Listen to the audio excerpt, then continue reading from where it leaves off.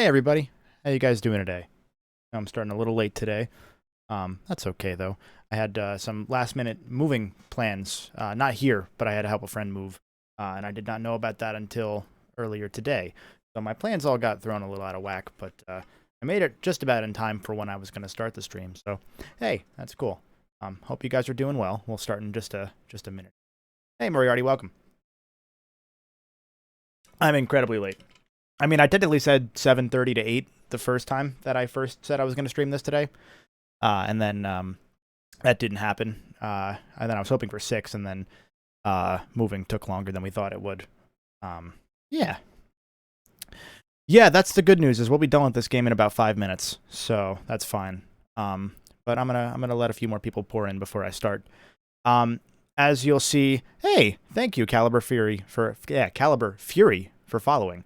I appreciate that. I think, actually, you might be the 200th follower, so you win the grand prize of being the 200th follower. So congratulations. Thank you. Yeah, so as the title says, this is going to be a recording stream, which I don't have a bot set up for that just yet. But effectively, I'm going to be recording this for one of the upcoming Ratchet and Clank videos. I've recorded every game up until this point, so I will... I'm planning on putting this into the Tools of Destruction video, because it doesn't really warrant its own video. So I'm going to be recording, so I'm going to try and keep an eye on chat, but if I don't, it's because I'm focusing on the game today. Usually I try and be a little more, better about keeping in line with what you guys are saying and keeping focused on that. But since I'm going to try and be taking notes and recording, that may not happen as much. Speaking of which, let me open up my Google Doc for Tools of Destruction so I can write notes down. Here's a little peek behind the curtain. I just have a Google Doc where I write my notes down and timestamp them when I can. Usually doesn't go too well, but that's okay. Okay. Yeah. Yeah, you can 100% this game. Probably not even in 4. Probably in 3. Oh, thank you, Caliber. I appreciate that. The streams are just a clusterfuck, so you're not missing much if you've missed them so far. No, they're a pretty good time. I actually did bring, for the little the pre-stream part of this, I did bring my copy of Quest for Booty, which I will hold up right here. This was European PAL only. This only came out on disc in Europe. North America did not get one because we have internet. So they thought we didn't want a physical copy of this $15 2-hour game. To be fair, they're kind of right. It even says on the cover here, I don't know if I can get that super zoomed in, a focus? Nope, no focus. I can focus. Hold on here. A Ratchet and Clank mini adventure. So they are correct. Also, notice the little PS3 shrink wrap. That's the word. I bought this a couple years ago. I'm out of focus now, I know. I bought this a couple years ago, and that should be good, I think. Back when it was cheap to get this game. It's actually really expensive now. It goes for, I think, like 45, 50 bucks. Sometimes I think maybe up to 70 bucks for this. So not worth getting it physically. Get it digitally if you can. It's $15 for now, like Caliber just said. It will not be that for long because the store is going down July.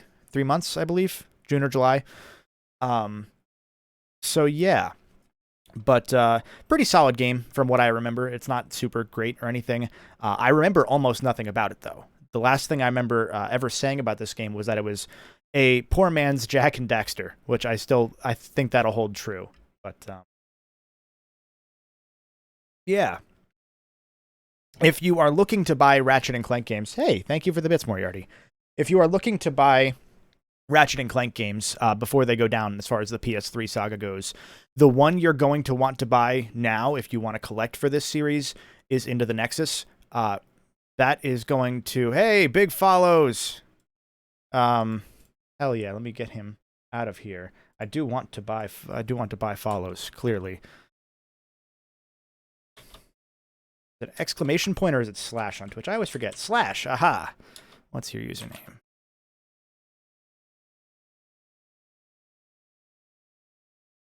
Oh, hold on. Sell me two followers for $5. All right, I'll take that. I'll take that.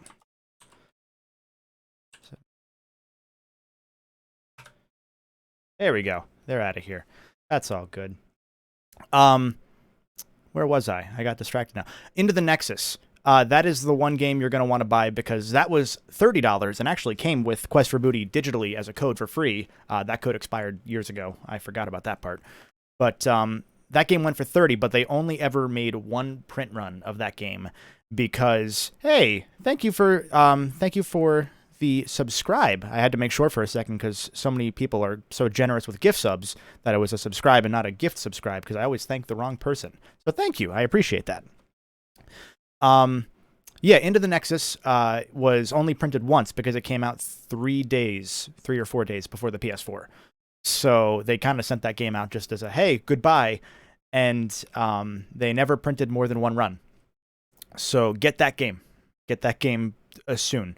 Because I think it already goes for like $80, and it's only going to go up. I think that's going to be the most expensive Ratchet and Clank game, period.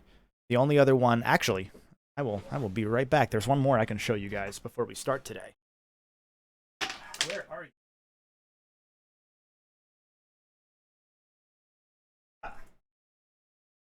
It is this one here. My headphones in case someone joins. Friend call. I don't think anyone's going to. Because I didn't announce this. The only other game that could be more expensive, and I do want to cover this in a video at some point, is, I forget the name of this because I don't speak Japanese, but it is the, I'm going to zoom in on this one too. I'll give you another focus right there. It is the triple pack of Ratchet and Clank, Full Frontal Assault / Q-Force, Into the Nexus, and this one, Quest for Booty, that only came out in Japan because Japan likes discs. So... am I going the wrong way? I am. Haha. That should be good. That one exists. There's nothing really special in here, I don't think. Just kind of a digital. Oh, it's got a little manual. Probably technically rarer, but no one really wants that one because why would you? So I'm gonna move. I think we're gonna start in just a minute. Yeah, Deadlocked HD. It was Full Frontal Assault. I think if you bought it physically too, because I know I got Deadlocked HD for free. They included with Full Frontal Assault Deadlocked HD. But like you said, not a huge loss because that version is not very good. Because I think they only made that in two months. It wasn't much time. I haven't had a chance to interview anybody from Idle Minds yet, or now Deck 9, but the formerly Idle Minds. The guys who ported Deadlocked HD and the trilogy to PS3 are the guys and gals who made Life is Strange. So, fun fact. Yeah. Which one was the expensive one? The most expensive is Into the Nexus. It's going to be. That's my bet. Is that in a year or two that's going to be the one. It is on PS now, so you can stream it or stream it, whatever the fuck. If you want to. That's also an option. But hopefully they port some of these games to PS5 soon. I don't think that they're going to. I think they're going to move on and just kind of cover what they cover. Because the thing about Ratchet and Clank is I heard someone involved in development. I don't remember who it was.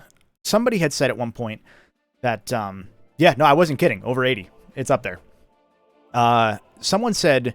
who was involved with development, that Ratchet and Clank is sort of like James Bond, where there's a different console, there's a different Bond, there's a different Ratchet. So the characters are still the same, but the era kind of changes around them. So you see stuff like PS2 Ratchet was different from PS3 Ratchet, which was different from PS4 Ratchet, which will be different from PS5 Ratchet, especially now that there's a new duet of writers. I think there's only 2 writers on the new one. So yeah. But hey, Mr. King Jacob, welcome. Yeah, I would like to see a collection. I don't think that it's going to happen. The only way I see it happening is if they get a really good team, like a Blue Point, involved, because I don't think Insomniac was very happy internally with how the collection came about. Even though most of that was kind of their fault for the games being so fucking hacked together back in the day. Yes, we already have Spyro. Thank you again for the bits. Moriarty, actually, before I start, that game that Star Control we were talking about a couple days ago. There's this game, and this is very unrelated, but we're just gonna start with some chatting. Apparently, there was a game called Star Control that came out in I think '87 or '89, maybe '89. Really interesting game. One of the more influential games of probably all time. That was developed by, I didn't know this until I was doing some research yesterday, Toys for Bob, the guys who made the Spyro remix and Crash 4. Really interesting, like, top-down, narrative-driven adventure game, space adventure game, where you talk to different species. It's considered a heavy precursor to Mass Effect, actually. Like Mass Effect's alien species were inspired by the communications that you had with species in Star Control. DOS game, and I think it came out on Amiga, which doesn't really matter, but it did. But yeah, they're apparently developing a third one at some point, but there's so many interesting things about this game that's not what we're playing at all. So, but fuck it. I guess the two owners of Toys for Bob. I think it's the two owners of Toys for Bob. I may have my info wrong here. Let me look this up before I start spewing nonsense. I think it's them. It was it was developed by Toys for Bob. Those two got sued by the company that bought from Atari the rights to the Star Control 1 and 2 name, and I guess the lawsuit came together that company owns Star Control, and Toys for Bob, or the two owners of Toys for Bob, own everything within the games except for the names themselves, but they're prohibited by court order for a couple years of developing a new game with that concept because the other company was developing Star Control 3. But part of the weirdest part about the court ruling was that one of the owners of Toys for Bob, I think, is a beekeeper, and he exchanged honey from his bee farm thing, beehive, that's the word. He exchanged honey for mead, for alcohol, from the owner of the other company that owns the name Star Control. And that's part of like the Wikipedia page that I was reading and everything, and it's like a weird factoid of that court case that otherwise ended on relatively friendly terms. It was just weird. Yes, Stardock, actually, that's the company that owns Star Control. Hi, Trav. Welcome. Hi. Trav is here now. Say hello. Hello. I know you already said hi, but I wanted to make you say it twice, so deal with it. Hi. God, how you doing? I gave you that third hi for free. I'm okay. I just ate a pizza. Hey, pizza, whole pizza. Yeah, we were just talking about this really interesting 90s PC game instead of the game that we're playing today. Oh, okay. Yeah, it was How long have you been live? Hold on, I'm still pulling the stream up. 20 minutes or so. We've just been chatting for a little bit before I start. Let people cycle in before I do things. Why is my flux on? My screen, my eyes. Flux, go away. Will have little to say about the game, so if people want into the voice chat who actually can talk about it, I will happily drop out. No, you should be good. I don't think anyone's going to join today. I just kind of hopped in case anyone wanted to. Gotcha. So there should be one thing I say about the game itself. Also, thank you, Moriarty, for the bits again. And hey, there's Brody. Hi, Brody. Someone did join. Well, I was wrong. Yeah. Well, I just heard Trev say something about someone who would actually be able to talk about the game, and I figured, well, Yes. I guess that would be me. Yes. There you go. So this is a spoiler warning right now before we start for Ratchet and Clank: Tools of Destruction, the first PS3 game. This is going to immediately spoil that game. You have been warned. We'll start in a few minutes from there, but yeah. Hey, Caliber, thank you for the bits again as well. Not again. I think that was the first time you donated bits. So thank you for the bits. Thank you everyone for the bits so far between you and Moriarty. Very nice of you. Yeah,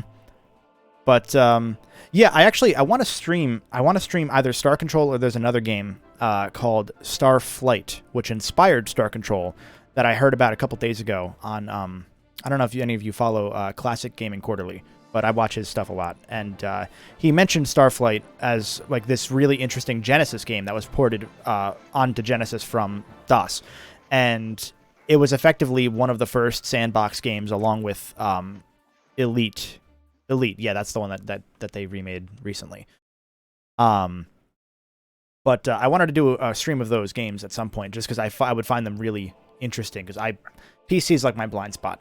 There's so many interesting PC games from the late 80s, like the DOS era, late 80s, early 90s.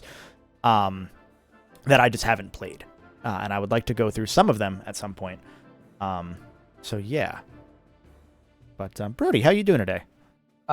Good. No, I was just thinking about how like I really want to get into those like '90s point and click adventure games because I was playing Sam and Max and even just playing like Disco Elysium. I was like, I gotta play yeah, that kinda- now too. Shoot. Sorry. yeah. How I get? Oh yeah, you did play it on stream, right? Yeah, I started it and then I haven't had time because life just kind of got in the way. I wanted to come back to it today, but then I was like, let me do some Ratchet work because I have a lot of Ratchet work to do. So the more I get done now, the better for my sanity later. What do you think of it so far? Of Disco Elysium, I really enjoyed it. I want to get back to even streaming it. I just have to kind of focus more on the game because that's always the streamer's folly is playing the game while talking to people while focusing on the game is hard. Yeah, I think it helps that the new version like has full voice acting because the original it only had it in like it had it in more than like just key scenes, but like most of the game you were reading it the entire time, which it's like the tone is so good in that game that I would hate to think of a world where that game is majoritarily played by streamers who do funny voices for the characters by I have to fix my my mixing setup on OBS before I stream that game again is the main thing because I still have it coming out of desktop audio and I haven't set up the stuff I need to set up because I've been lazy about it. Yeah. Because I've just been in perpetual crunch mode on Ratchet 2, so until that's done, I don't care about anything else. As far as like work goes. Mr. King Jacob, yes, this was 2008. The reason this game exists, I found out recently, is not as a bonus game because Sony was like, hey, we have downloads now. It is because Tools of Destruction was supposed to have 9 more planets, 3 more space missions, as well as a full co-op mode and multiplayer. They realized by the time they got out of pre-production that none of that was going to happen. So they cut all of that. And they ended up going through production in about a year. And everything that made it into production was not cut. But a lot of stuff was cut during that year of pre-production where they were trying to figure out the engine and how to adapt the Resistance engine as it was being made. So the reason that this game exists was because Sony was ready to market the co-op and the multiplayer as one of the the big selling points of this game, and when that didn't happen, this was sort of a make good. So that is why Quest for Booty exists. They were not forced, but let's just say that Sony really wanted something that could sell PSN, and this was their way of selling PSN. So they made this game in the span of, effectively, they say a year, but it was more like 6 months of development, I believe. I might have that wrong. I haven't done my full research on this one yet. It's basically DLC before DLC was a thing. Yes, it would have been DLC if that was possible back then, but it was not. But this is technically future Ratchet 2, but the problem was that there were 2 different mindsets that I've heard that went into this game's development. One was what I just told you, which was that, hey, we need to make a fucking game. And 2 was that they could use what they did in this game as the pre-production for Crack in Time. The idea being, if we get all of the mechanics down on paper, and we have everything we're going to use in the next game in this game, plus the stuff that we know we're already going to be doing because they had a separate team on pre-production on top of having a Resistance 2 team. Oh my god, these guys are insane. They were hoping that this would cut down on their development time because they'd be more optimized. That did not happen. And Crack in Time was made in, I think, 9 months. I think it was 9. Which is why so much got cut from that game, and it's why the last time I played that game, I was not a huge fan of it. Possible spoilers for my video on that game when I get to it. That's considered the best game in the series, and it's the most ambitious by far, but I think it falls just at... It's a very, like, Icarus situation, where they shot for the sun and they got burned, in my opinion, as of the last time I played that game. Yeah, so I think that's all the setup we need for this game. I've already been talking for a while, so before I give the final warning, yes, it is crazy how fast these guys and gals made these games. There's some research that I've done, and I've been interviewing some developers for the future parts of, not the future saga, subsequent parts of this Ratchet and Clank retrospective series that I've been working on. And that's part of why 2 and 3 have taken as long as they have to come out, because I've just found out so many different things that I have to figure out how to kind of shove into this video. But the gist of what I've put together from the interviews and from developer postmortems that were in like the JDC magazine back when they had a magazine was these guys grew at such an incredible pace, because they went from 40 employees during Ratchet 1 to 120 by the time the PS3 came out. They made 4 games in 4 years, took a year off effectively to work on Resistance and finish that game, then made like 8 games in 4 years. And they did the hardest thing a developer can do, which is split into a multi-game studio. That's considered widely the hardest thing you can do in game development, is have a single studio working on 2 games simultaneously. And you can tell they struggled with that at a point, because they had such a high turnover during Ratchet 1, 2, 3, 4, and Tools. To the point that like the lead gameplay programmer of 2 and 3 left partway through 3, was replaced in Tools of Destruction by another gameplay programmer who left immediately after that to join Media Molecule, to work on Little Big Planet 1 and 2. And then I don't think I knew about the turnarounds. Yeah, and then he it's been insane. They effectively crunched for 7 years straight, when you think about it. Jesus. Technically longer. I mean, if you look at what they put out, because just to break it down. It puts a bit of an asterisk on the whole, like, they're so prolific, they get 1 game out a year for... Yeah, it was, I currently hesitate, I currently hesitate to say that it was intentionally malicious crunch for the sake of profit, or forced by the company necessarily. I'm still doing research on that. I think it's just that because Insomniac pushed so hard as a company and everyone wanted to make these games the best that they could, it's a similar situation to Naughty Dog, except that Naughty Dog makes 1 game every 5 years and Insomniac makes 3 every year. That's not a dig. That's just, you can't not crunch when you're working on 3 games a year. Like, Trav, for your reference, I know you're not a huge Insomniac guy as of yet. They worked on, simultaneously during the PS3 years, Resistance 1, 2, and 3, Ratchet and Clank Tools, This One Quest for Booty, Crack in Time, All for One, Full Frontal Assault, Into the Nexus. They worked on a separate game, Fuse, with EA after Resistance, and then by the time that they were done with Into the Nexus, they were also finishing up Sunset Overdrive for the Xbox and 3 VR games plus 4 iPhone games. That was in the span of 2006 to 2014. It's a miracle that studio is still around. Mm-hmm. And from what I've put together, it seems like that they constantly tried to improve their project management to avoid crunch, but there were just only so many people they could hire, at least by the time that Tools of Destruction came out. That midway through that project, they knew they didn't have enough programmers or what have you. Mainly programmers is what they mentioned specifically, but that they really couldn't hire enough people in time to avoid crunch. And they tried to be better about that going forward. So as of right now, I don't think it was malicious or that there's any reason to put an asterisk on their games necessarily. Mm-hmm. But I will keep you posted on that as I find out more. Yeah, trust me. That's definitely something that's interesting. Yeah. Like, definitely want to know how that goes. Yeah, I'm doing a real journalism on this one. Speaking of which, sponsored by Coke Zero. Of course. Not sponsored, but could be. One day. PepsiCo just hit me up. I mean, wait, no. No, I'm just finishing up the Cokes I have because they're kind of a really shitty company with pollution, so I'm trying to cut back. Yeah, I was reading something about that, how Coke as a industry is the largest single company responsible for pollution. Yeah, they're the number 1 in the world every year. Caliber, thank you for the 100 bits, and thank you for the high praise. I'm excited for these to come out. I'm gonna have to fittingly crunch on 2 because, like I said, I was helping somebody move today. So my plans, so my plans for 2 got moved around today. I was hoping to finish up most of it today.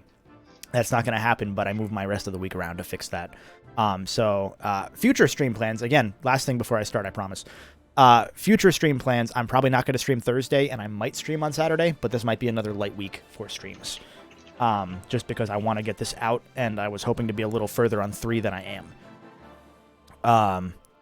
So, yeah, without further ado, final warning, Tools of Destruction is about to get immediately spoiled. So if you don't know the ending of that game and you care, it has been 14 years. Deal with it. I'm going to start. 07 came out October? That's not real. Yep. Yeah. Oh my god. Rayar's also drinking Coke Zero. Yes, it's a good drink, except that they're a really shitty company. So, let me switch to the important scene here. Hi, this game is 720p. But I had to stretch it to make it look good. Should we play on normal or should we play on hard? I'm going to play on normal because I'm recording this and I don't want to die a lot. But this is the second Ratchet game to have a difficulty meter. Going forward, I think they all had this. So did they all have a set difficulty prior to this? Yeah, so they have an incredible fine-tuning difficulty. So you may not know this, Brody. They actually... it's in Spyro 3. Yes, it started in Spyro 3. They hard-tuned their games based on the player's skill. So they would make it so that you would... if you died a lot, they would give you more health, or they would give you more bolts, or they would make it easier. The enemy would have less health, but you wouldn't know, even on bosses. And they did that the whole way through. They were going to... That was planned to be put in Reignited. They found, source code stuff for it. Yes. And essentially what it was going to be was... they didn't have the adaptive difficulty, but all of the difficulties that were there were essentially the ones that the original would adapt to. Yes, that makes sense. I'm surprised, by the way, that this does not have subtitles, considering I turned them on already. But that's fine. So yeah, Clank was kidnapped by Sony. Those creatures are named the Zoni, Z-O-N-I. I never made that. Is that supposed to be I'm pretty that? sure. Everyone's pretty sure. I've never in my life made that connection. I'm going to try, by the way, to get all of the... there are weapon upgrades that you can find in the world in this game, which was a precursor to what happened in Crack in Time, where they had mods you could upgrade some weapons with. I'm going to try and find all of them, because I haven't not done that the one time I played this game. But, yeah. I will say, I think this game looks a little better than Tools, despite being a download game. They got his neckbeard model better. I replayed both of them back to back a bit ago. I don't know. I think Tools. Are you talking about Ratchet specifically? Yeah, Ratchet's model looks better. Their animation work is night and day, I think, with Tools, because Ratchet always looked a little weird in Tools. I liked his animations, but I don't know. There was something about it that just kind of didn't click. And it's mainly the neckbeard. It's mainly the side scruff, which he still has here, but he's a little more expressive here. Yeah, actually, he is. No, we're just here to find a pirate.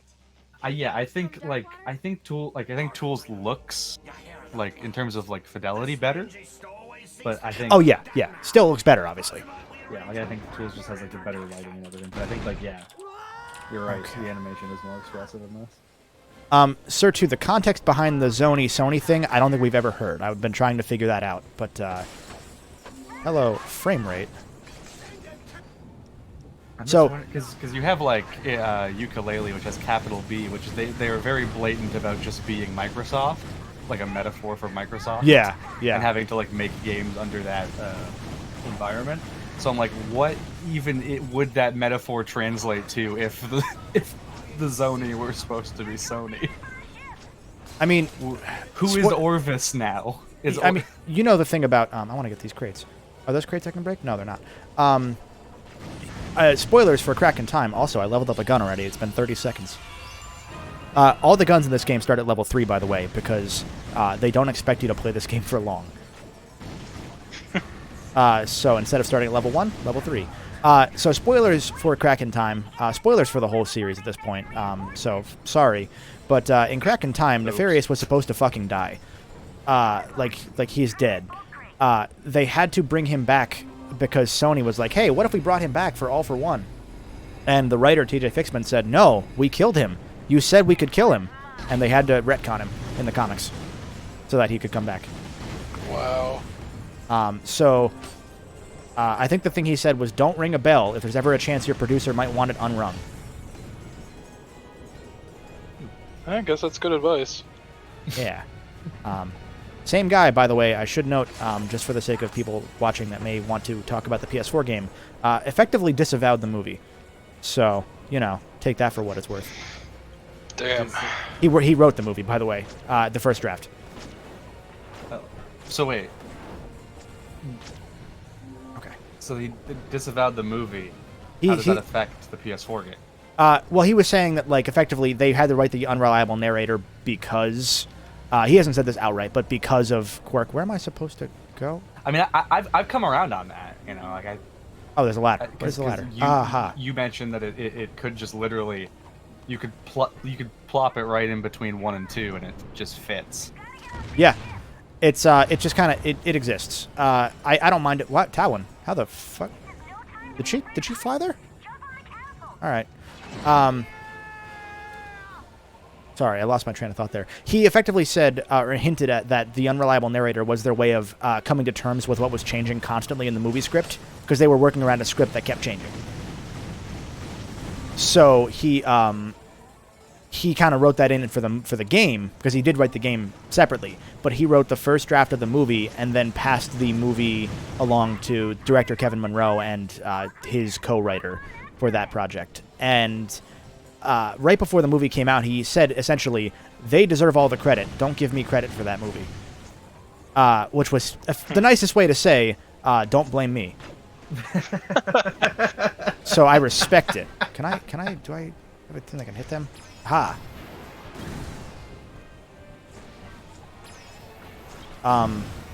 One thing I appreciated about Tools of Destruction going back was that the weapon leveling is relatively evenly paced.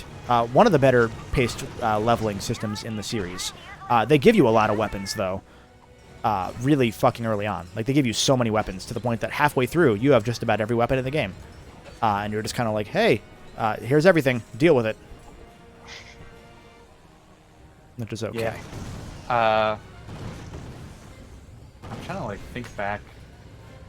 I remember when I did replay Tools of Destruction the last time I played, because I got that game like when I got my PS3. Like, that was the game I got with it, and I would that was the only game I had, so I would play it over and over because they had the challenge mode. And I guess going back and just playing it once through years later, game is shorter than I thought it would. Remembered it being. I feel like that's most Ratchet games, because I beat Deadlocked entirely in 5.5 hours, which I was like blown away by that. I think 1 and 2... 1 and 2 are about as long as you remember. Yeah, it is weird. Like, yeah, they stay consistently. Yeah. Maybe it's because, like, I never... Yeah, like, maybe because they are a bit longer, and I never feel the need to, like, do the challenge mode right away. Although I like to do it in 2. By the way, this weapon, 6-axis controlled. Really cool tech showcase. Really shitty weapon. It's cool that it exists, but it's effectively... There was a gun in Ratchet 2, the hover bomb gun, that no one remembers. It is the same concept, except now you can move while controlling it. You can also switch guns, which is cool. But don't you love how these things were being developed in 2007 when the PS3 had just came out, and then later in 2013, Sly 4 came out and had 6 axes. Yeah, Sly 4 is a launch. I swear to God, that game was lost in time, and they just found it in 2013. They were like, yeah, let's put that out. It's amazing. I mean, I love it. Like, I genuinely like the 6. Like, I like how goofy it is. Because it was smart to relegate it to, like, the few mini games where it's like most of them are optional. Yeah. So yeah. If you don't like that goofy stuff, you don't have to do it. But if you do, it's there. Which is kind of how Spider-Man did it, except the optional stuff just wasn't fun. I'm just scrolling through chat because I want to catch up while there's a cutscene here. Yeah, so Mr. King Jacob mentioned that having your weapons actually hit in this game is much better than tools. That is very true. A lot of weapons and tools fucking suck until you level them up. Hey, thank you, Littles, for subbing for 2 months. That's awesome. I think you are one of the first founders that has subbed for 2 months now, because I think you were one of the earliest ones. So, thank you. going through the rest of chat. But yeah, the weapons, I already like the weapons better in this game than I did in Tools, because even the Rhino in Tools, I know that's pretty well known that the Rhino in that game's not super great. It's great when you have it maxed out, like the Omega Rhino Forever, whatever it's called. That one's fine, but up until you get it to level 5, it feels like a weapon that's trying to look more powerful than it actually is. And that kind of sucks for the Rhino. Ratchet, are you all right? Also, they just had a stinger there that was the Banjo Kong Island. Not Banjo, I'm sorry. DK64 Island. Oh, No, it's Banjo. I know what jingle you're talking about. Yeah, I can't do it, but I'm just gonna write that down. Like when you see like the K Rule Island or whatever. No, the actual DK Island theme, the really nice one. Game options. Subtitles. Okay, that one. The other one. Yeah, that one. That's the one. It sounded just like that. I'm gonna save. Why am I saving? I don't need to save. I'm an adult. So this game is noteworthy for being the only time that Talwyn exists in this series ever again. Not really, but effectively. I go this way. Well, no, she's in Kraken, or she's in Nexus. Yeah. Oh no, I was gonna. You're thinking Angela? No, well, didn't they? Isn't the story in that? Oh no, Angela's with Talwyn's dad. Yeah, no. Talwyn's still around. Just they kind of wrote her into the game, and then she was at the end of the game. Or by this point in the game, she was Ratchet's girlfriend, but they really don't mention her at all in Crack in Time because that game just drops so many plot threads. It's unreal. I'm gonna knock on that game a lot, by the way. Oh, that's right. I forgot that you don't have weapons when you start Quest for Booty. Whoa! Walking up the wall. Oh yeah, Trav. Since you haven't played a lot of these games, a lot of this shit's gonna be really new to you. That's actually been a thing since the first game. That's pretty cool. This game, not this one. Ratchet 2 was one of the first games to have like spherical worlds like Mario Galaxy, which Crack in Time I remember you telling me about that. Yeah, that one's always cool.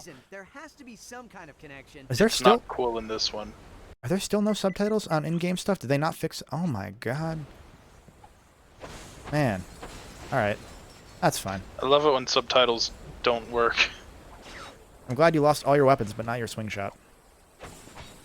I think it's attached. Is it part of his wrist now? Oh, it might be. Maybe you can use your wrench's kinetic tether. This is the gimmick of this game, is that the wrench has its own little tether grab feature now, which is specifically made so that Ratchet could be into Smash. Whoa. Yeah. My immediate thought was like the grapple tether from Metroid Prime 3. So yeah, I think they have that in Crack in Time, but it's not. In this game, you have to like manually use the thing to do it. I think in Crack in Time you don't, right? It just auto does it. Yeah.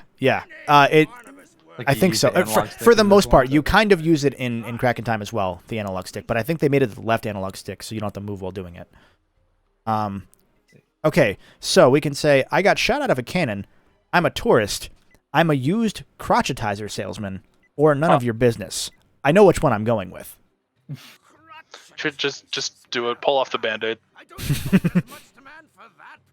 Crotchetizers. What's my favorite Ratchet model? I really like the PS4 Ratchet model. I think that's like the closest to perfect they've gotten.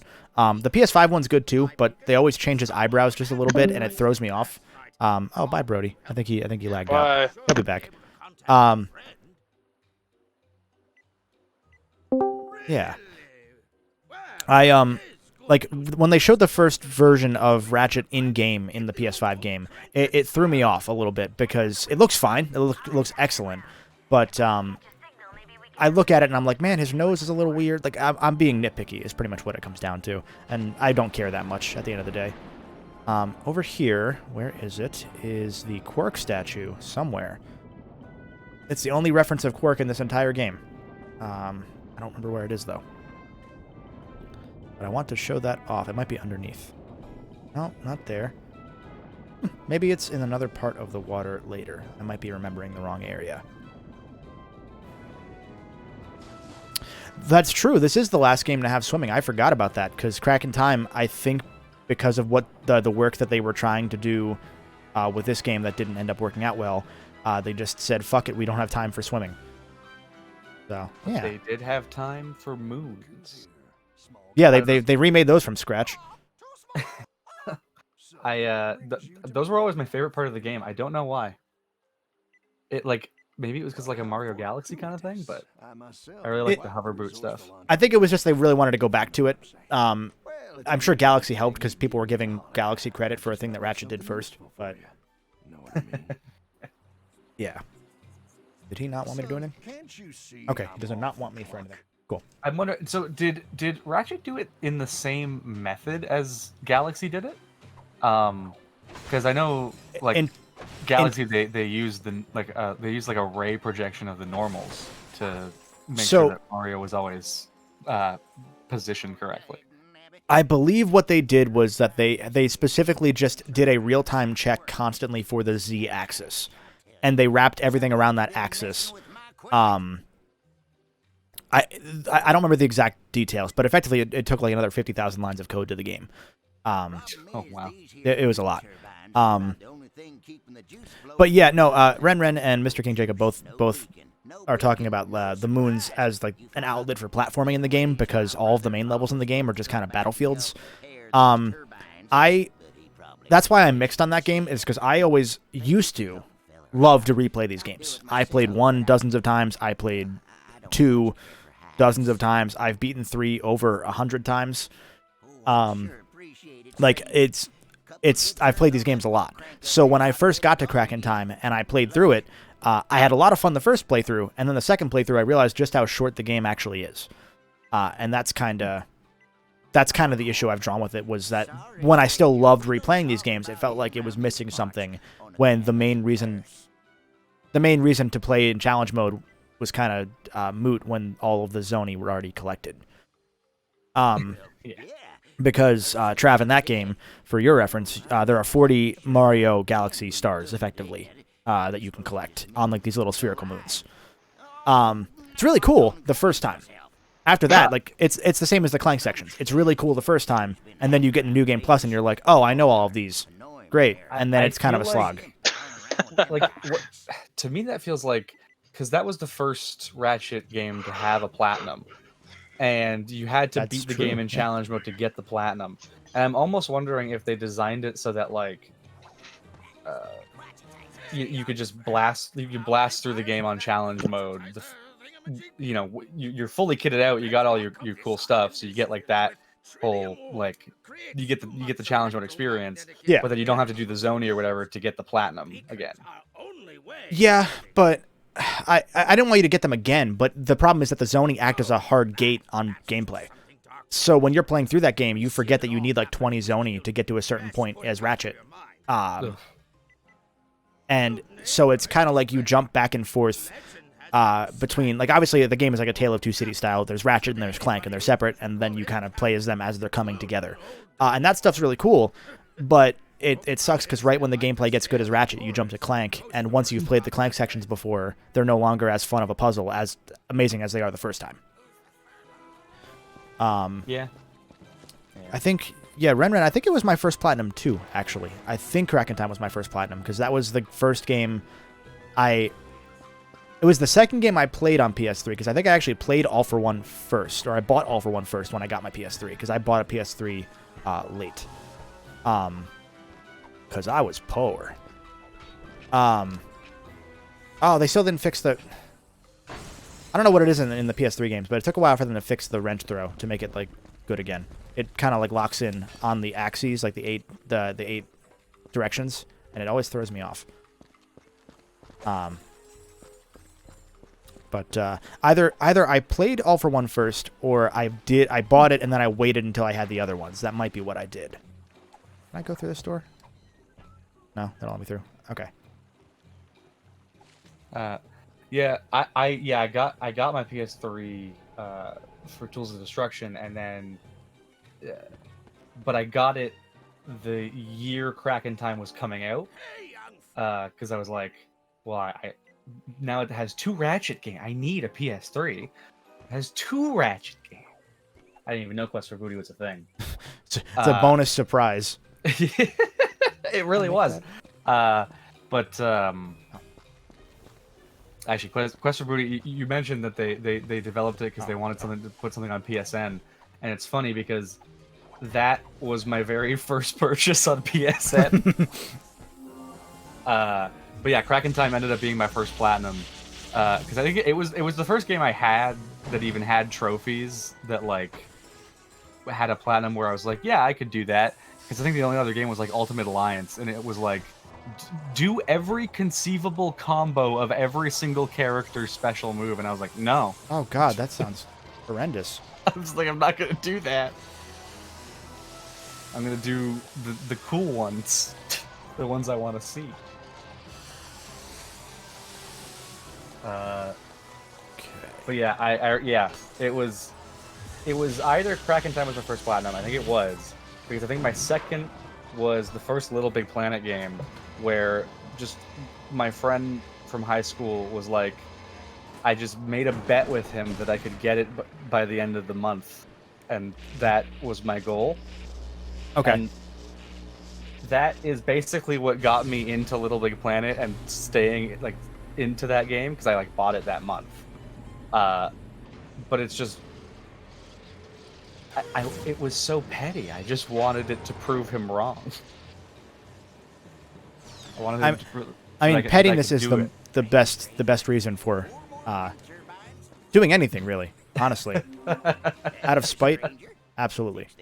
Why am I talking to you again? What? I didn't even. Oh, I see. That was a bug. Interesting. Interesting note on the first two of these games. I don't know about Crack in Time yet. Don't skip cutscenes, because if you skip cutscenes before, say, going into a Halo jump in Tools of Destruction, it doesn't make you do the Halo jump and you just fall and die. Or you fall and then all the missiles follow you on the ground once you start moving. It's really funny. I have a clip of it. I did it a couple times, so I know it's a replicable glitch. Tools is a lot buggier than I remember as well, which makes sense considering, again, year of development on new hardware. I get it. Okay, so yeah. I just wanted to I think all of those my mic is muted. God damn it. Oh, you're good, Trev. What were you going to say? No, I mentioned that spite is the only way that my parents made me go to school. Go. Gameplay. Did it. I think that's where you get one of the upgrades, is you throw a fusion bomb at that wall. I think. Could be wrong. So this is basically Tools of Destruction by way of Eventide Island from Breath of the Wild. Yeah, I think you might not have been here when I first mentioned it, but the last thing I remember ever saying about this game was talking with my buddy Mario about how this is a poor man's Jak and Daxter. And I think that holds up so far. Like the original? Yeah. Like it's a poor man's Precursor Legacy. Right. I can kind of see. I think maybe it's like a. No. Yeah. Yeah, you're right. I was trying to think of something else, and I was just like, "Oops, no, he's got it." Because I was like, Jak and Daxter is so much bigger, and I'm like, yeah, no, it's a poor man's Jak and Daxter. Moriarty, thank you for the 10 bits again. This does look like Sonic if you're blind, so I'll give you that. It looks a lot like Scalar on the GameCube. Oh yeah, that's a high percent game. What? Reference. No, he's grinding on rails. That's totally like Sonic. I did like that picture of Crash 4 grinding. That was like 1-to-1, the same exact like angle as the Ratchet 1 poster. Oh yeah. That one always that made me laugh. So yeah, the first chunk of this game is just doing wind turbines. You just fix the town for them. I love dirty work. Ban an in-game action. Can't call Ratchet anything other than Sonic for 5 minutes. All right. Good. So Sonic and Clank. This game does not. God. This game does not have Clank. It's just Sonic Quest for Booty, which might be worse. That's probably already a fan fiction. Oh, it's 100% a fan fiction. I can guarantee you that. I really like the cinematic angle of rail grinding in these games. That's one of the things I really dig about the PS3 Ratchet games. They did that really well. PS3 what game? The PS3 Sonic games. I'm sorry. Do they have any leads? That's more like it, motherfucker. God. This is good. This is good. I didn't think this it's so simple. It's perfect comedy. Brody, I want to see if I'm the only one that has this boomer Ratchet thought. Sonic thought. Did you get mildly annoyed when you first played Sonic and Clank Tools of Destruction with the physics boxes because you couldn't smash them in the same way anymore? No, I think because you get the box breaker, right? Oops. Yeah, you do. I just meant like because I couldn't like my favorite thing to do in the old PS2 games was like punch them as Clank, and then watch the boxes crush under me, or because they would all fall and topple down. Oh yeah, yeah. I always loved doing that because it was just dumb and satisfying. So when these were physics based, I was like, oh, I get it. That's kind of sucky though. Like it was not a thing I ever cared about actively or anything. It was just yeah. I always went around like as soon as I would like. I wanted the box. Once I found out it was a thing. Oh, what the? I just got the box breaker. Parkour! And it would just be. Oh yeah. It would just be like. I would just X square, just smash. Oh yeah, the box 100%. Like that's all I did. That's one of the things I do love about Tools is that it is just unabashedly a PS2 Sonic game, but on that. Whoa. All right. I'm not wall jumping like I should there. Oh. Well, that's a wall jump cue, right? Or am I dumb? Is that supposed to be? Am I supposed to fix that one? I might be supposed to fix that one. We'll try it next time. Is that Tools was very much like they went through and they hand remade everything that the PS2 games had. Oh, I can fix this one. That's why. I thought it was a wall jump prompt. Oopsie. Like down to the halo jumping, all the gadgets are there. Like the charge boots are identical, like down to the exact motion. I really appreciated that. But I'm glad that immediately afterwards they were like, hey, let's not do that again. Because we already made 4 of those. There we go. I was just thinking, was there even 4 PS2 Sonic games? There was Sonic Deathlocked. Sonic Deadlocked! Oh, Christ. Well, that's Shadow the Hedgehog. Yeah. Yeah, no, you're right. Actually, I think if you count Shadow the Hedgehog, I think legitimately there are... I don't know how much longer do we have? I didn't time myself. Oh, God. Sonic Deadlocked. I hate everything about that. I just don't like that one bit. Am I supposed to go back that way, or is that... Okay, that's back to the start of this area. Okay. Platforms. 5 minutes left. 4.75. Every time you fuck it up, we reset the timer. Fuck. Oh. That blows. Oh, I mean, that could be, the good news could is be an advanced thing, right? The good news is that we are getting a Sonic game this year. Are we? Yeah, Sonic Many and Clank would Rift disagree. Apart. God damn it! I'm gonna. God fucking damn it! This is the plug. It's my weed dealer. I knew it. Do I speak to you? Beacon operator. Hi. Lousy, low-down, good-for-nothing vandals. Do I speak to you? I thought you said that to me at first. God. Some wise guy uncoupled the flippin' energy conductor from the supply beacon. How am I supposed to fix it without power?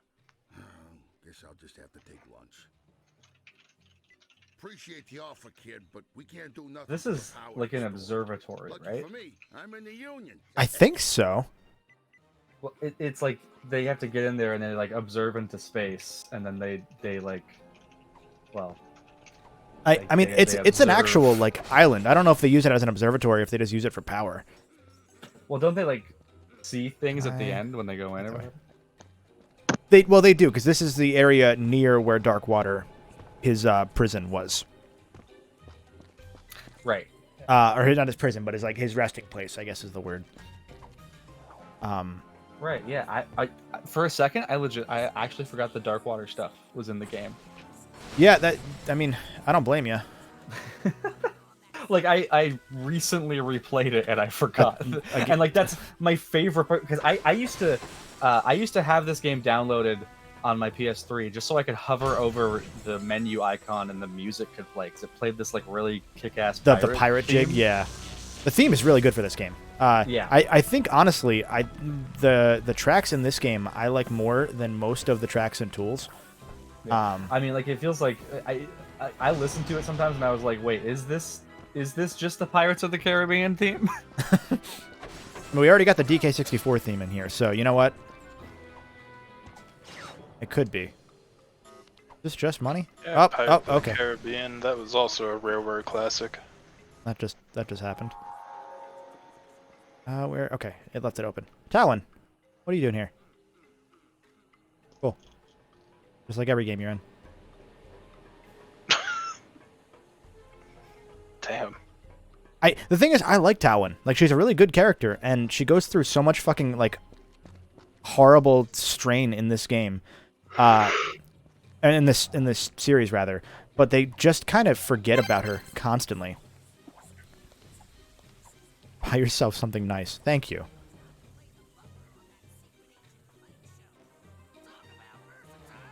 Oh, I see. They're talking about Sonic there.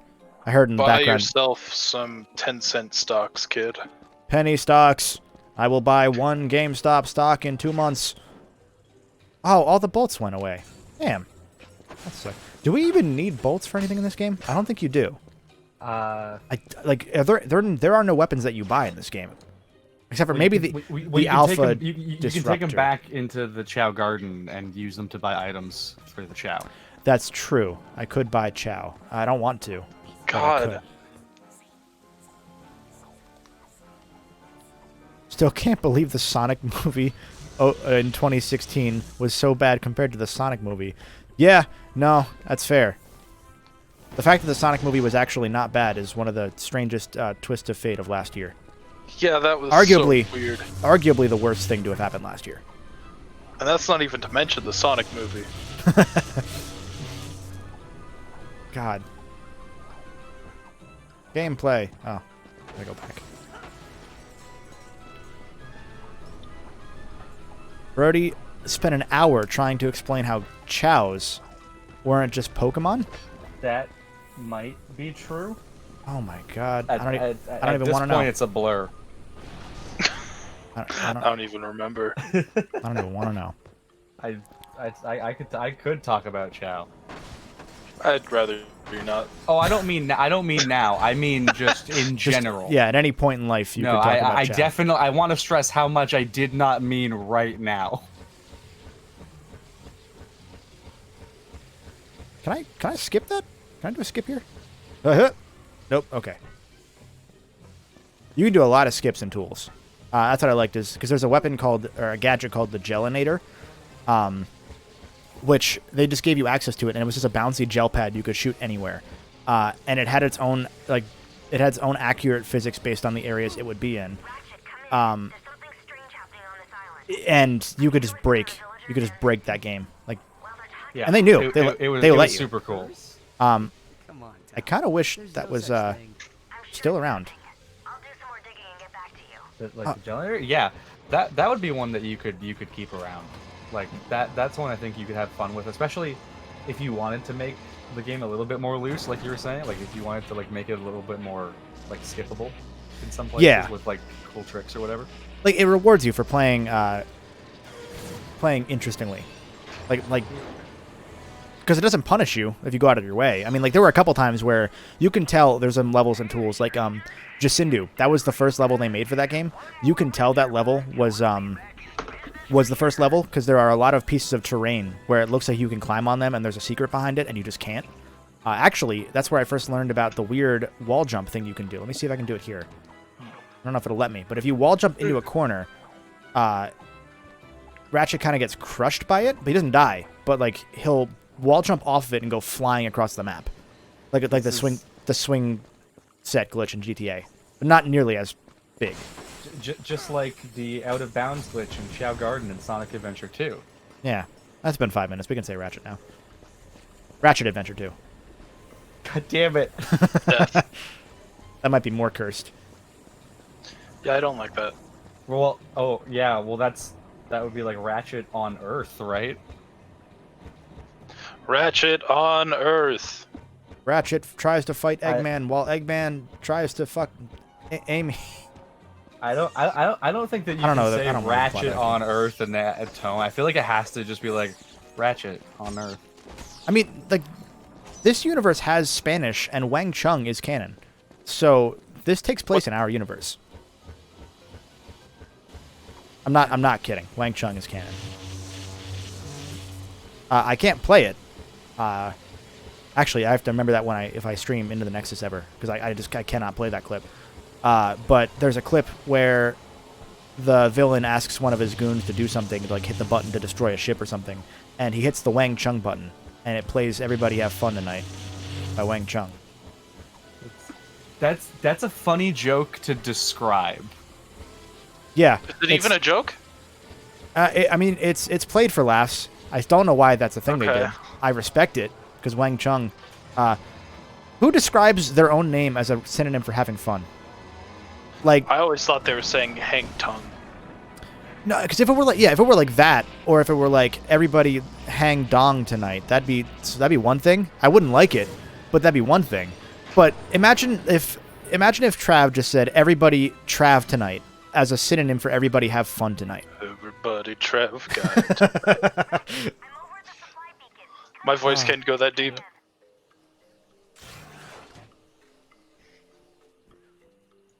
Oh, you did it. You opened. If life gives you melons, you might be dyslexic. That's always a good one. If life gives you melons, Squeeze. congrats. That's the vibe I was going for too. But Now, It's all right. I'll what do it if for I you. read that as lemons by accident? Then you might be dyslexic. when life gives you lemons, you make jerky. I don't want to know. How what would you lemon smoke? jerky- Yeah, how would you smoke lemons? I talked to you It's yet? the rinds. Oh, I don't like that. You grind them up. I'm gonna go put a lemon in my air fryer. Whole. You smoke the zest. Okay, that makes Define sense. zest. Yeah, what? It's called skin. I think of zest, I Lemon think of skin. zesty Doritos. I don't like that. Why are they calling me the hero of Hulafar? Is there anything else I can do here? Oh. Okay. Looks like it's missing a standard Grummelnet Versabolt. I'll check and see if I can find one in town. You check the beach. To the beach. I like that Talon's gimmick in every game in this series is, hey, I'm going to go leave now. You go do the actual objective, and I'll try and find it, too. She never finds it. The robots help you. Yeah, Kronk and Zephyr are fine, but they're dead, and they're never coming back. You? Do I talk to you? Do you have the thing I need? Yep, This is okay. the kind of thing where it's like I haven't fully played through Into the Nexus yet. Like I still have to beat that game. Good game. Best weapon balancing in the series. Yeah, and every time you're like, yeah, Kronk and Zephyr, they're dead. I'm just like, it could be. I don't know. They might actually be dead. They're killed in like the opening of that game. Uh, How So far was did you? I. How far did you get? I got to the end of the orphanage. Yeah, they're killed in the intro of that game. I don't remember them dying. Like that's the first thing you do is hug Talon because the last thing she has to attach to her father are dead. Also, think of, Yeah, Bless. me too. That was her response to them dying. It has been a long time since I played that. I've replayed the other games. Haven't even finished that game once. I just put it on. Oh, okay. Yeah. Yeah, she has a really shit deal here. Did I not buy that? Did I not buy exactly what they wanted me to have? I only remember and replay the good Ratchet games, such as Size Matters on the PSP. Did I miss something here? You? Talon should be back, right? I've already had the game softlock on me once in Tools, where Talon didn't step on the button for the final boss. So I had to kill myself and start the whole level over.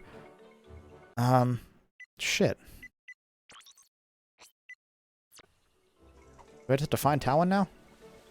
I have the Versabolt.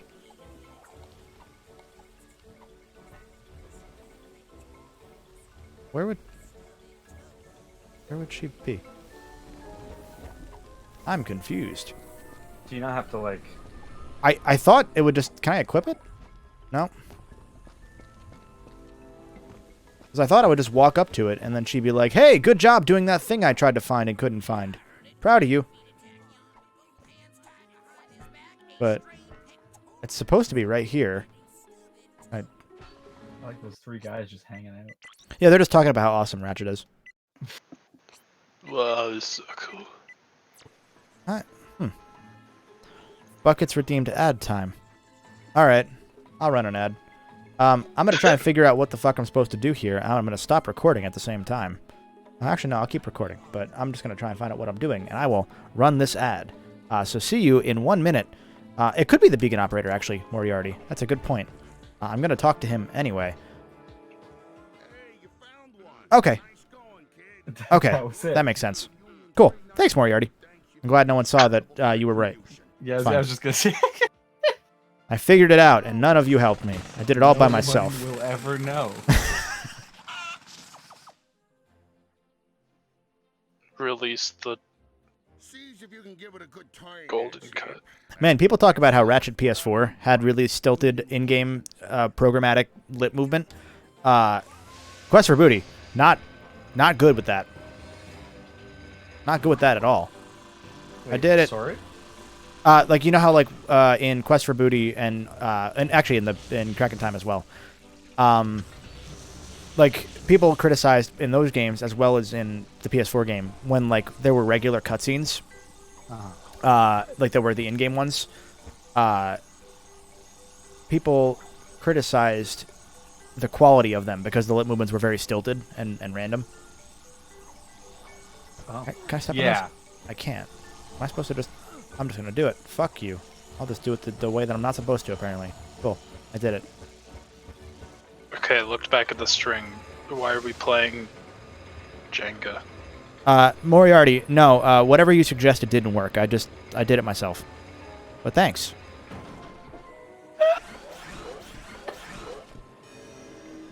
Okay, so the first hour of this game was turning on a lighthouse. Oh, it's just like Far Cry. Except you don't have the map now. Then why? Actually, there might be a map. Yay, big door opened. We did it. Now I'm a jerk. Oh, there is a map. See, this is why I forgot there was the Darkwater stuff, because the final cutscene takes place in that room you just opened. So, like, in my mind, you open the room and the game ends. The game just ends. Honestly, pretty fair, because that's about what happens. Except that you get into a fight with Talon if you make the wrong decision. Hey, speaking of which, Talon, you're back. What were you doing? You didn't help at all. I give you the Obsidian Eye, the most powerful Lorentzian telescope in the universe. It was created with lenses carved from obsidian. $1. Powered by a single fulcrum star. Darkwater built it himself so as to keep contact with his little friends. Okay. Can it tell me where they are? Well, sure, if we have a fulcrum Good friend Token Geek just sent me a bunch of Japanese on Discord, like Japanese text, and I don't read Japanese, so I don't know what it says. He does that like every day. That's fair. So Ratchet is a wombat, right? Yeah, pretty close. Oh, hey, they're finally fucking cool. We have subtitles now. Oh, yeah. They just showed up. I also met a mysterious race called the Zoo. Ratchet is actually a Wombax. I think you might have a lisp, Brody. That's like that Dr. Seuss book, right? No, that's the Lorax. He was Willy the Wombax. God. It's worth a fortune. I do like the whole Dark Star arc, even if it's just kind of like clear filler. Like, because the whole thing about this game is that at the end of the game, you find out who kidnapped Clank for real. Because Clank at the end of Tools of Destruction was kidnapped by the Zoni. And Ratchet's been looking for him for a year, and finally found a lead at his... So Ratchet's a pirate captain now, kind of. He doesn't want to be, but he is by the rule of pirate captains, which is that if you kill a captain, you become that captain. Much like being a dad. Much like being Santa Claus. Yeah, being Santa or being a father. If you kill the previous father, you are now the father. So this old pirate captain who was killed by Slag, who you killed yourself, met the Zoni. So he's trying to figure out the secret that Darkwater figured out. But at the end of the game, you realize that, oh, you found out who did kidnap Clank, but then another year passes, and Ratchet still hasn't found Clank. It's fucking hilarious how this game doesn't matter. To be fair, it took Daxter 2 years to find Jack. No, it took him 2 years to look for Jack and forget 10 minutes in. At least they were honest about that. That is true. They did actually, in Daxter, they did retcon it so that it was like he wasted like all but like the last month of that, what would have been that 2 years. It's literally immediately in Daxter. Daxter says, Jack, I'm going to find you no matter what it takes, which is a cutscene from Jack 2 at the very opening. 2 years passes, but right after that cutscene in Daxter, Daxter forgets that Jack exists because he sees somebody who's hot or something like that. It's so fucking good, dude. And then he's like, oh yeah, wasn't I supposed to do something? And Jack is being driven by in a prison car. At least they were honest about it. That's so fun. Because it really is like you play Jack 2 and it's like, oh, he was looking for you for 2 years, and then you play Daxter and it's like, yeah, no, this makes. I mean, it fits his character. So much more sense. Fits Daxter's character perfectly. Everyone in that game is an asshole. Like it's like the kind of shit you would expect like to see Kazooie doing if they had something like that happen there. It's like the same dynamic. Yeah, no, absolutely.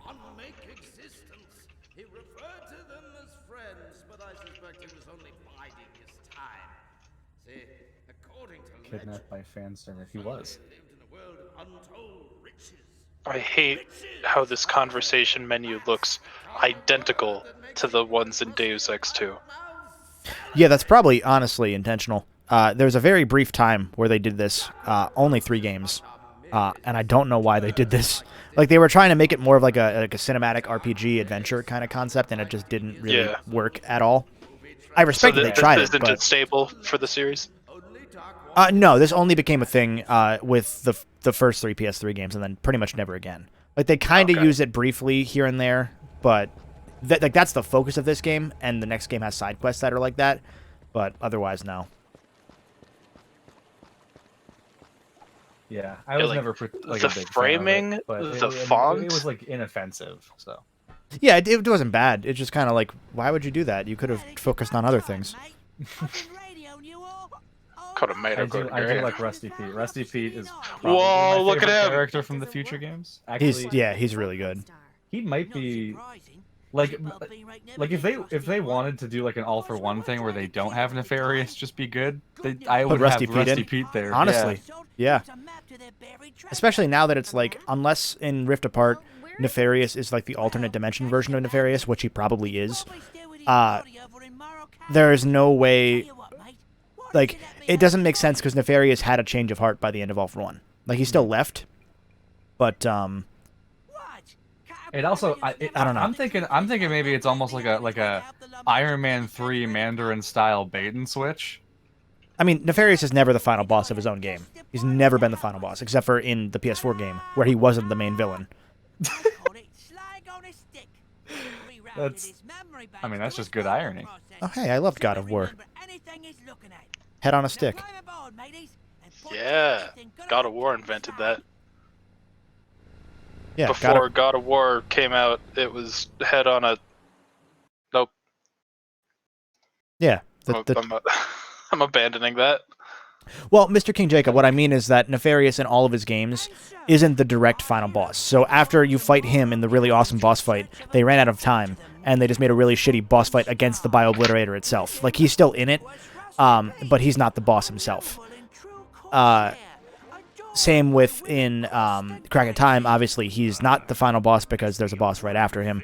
Do you even know where we're going? Yeah. Of course I do. I got GPS. I got GPS. God. At Isle of Despair. In 5 leagues, keep left. I love this thing. Oh, Hanukkah is canon in Ratchet and Clank too. It was.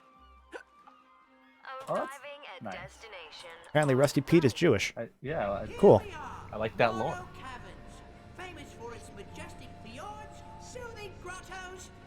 Morrow Caverns. Is that a place where I need to do anything? No. God Yes, of there- War, New Jersey. There is one here. Okay, so I still don't understand why we need gotcha. Snap to find Dark I know where it Lord. is. Didn't you help So me find the one thing about this game is that you don't find your weapons right away. You find them, I think, here. And not only do you not have your weapons, you don't have the upgrades that you got for them in Tools of Destruction, which they actually then add in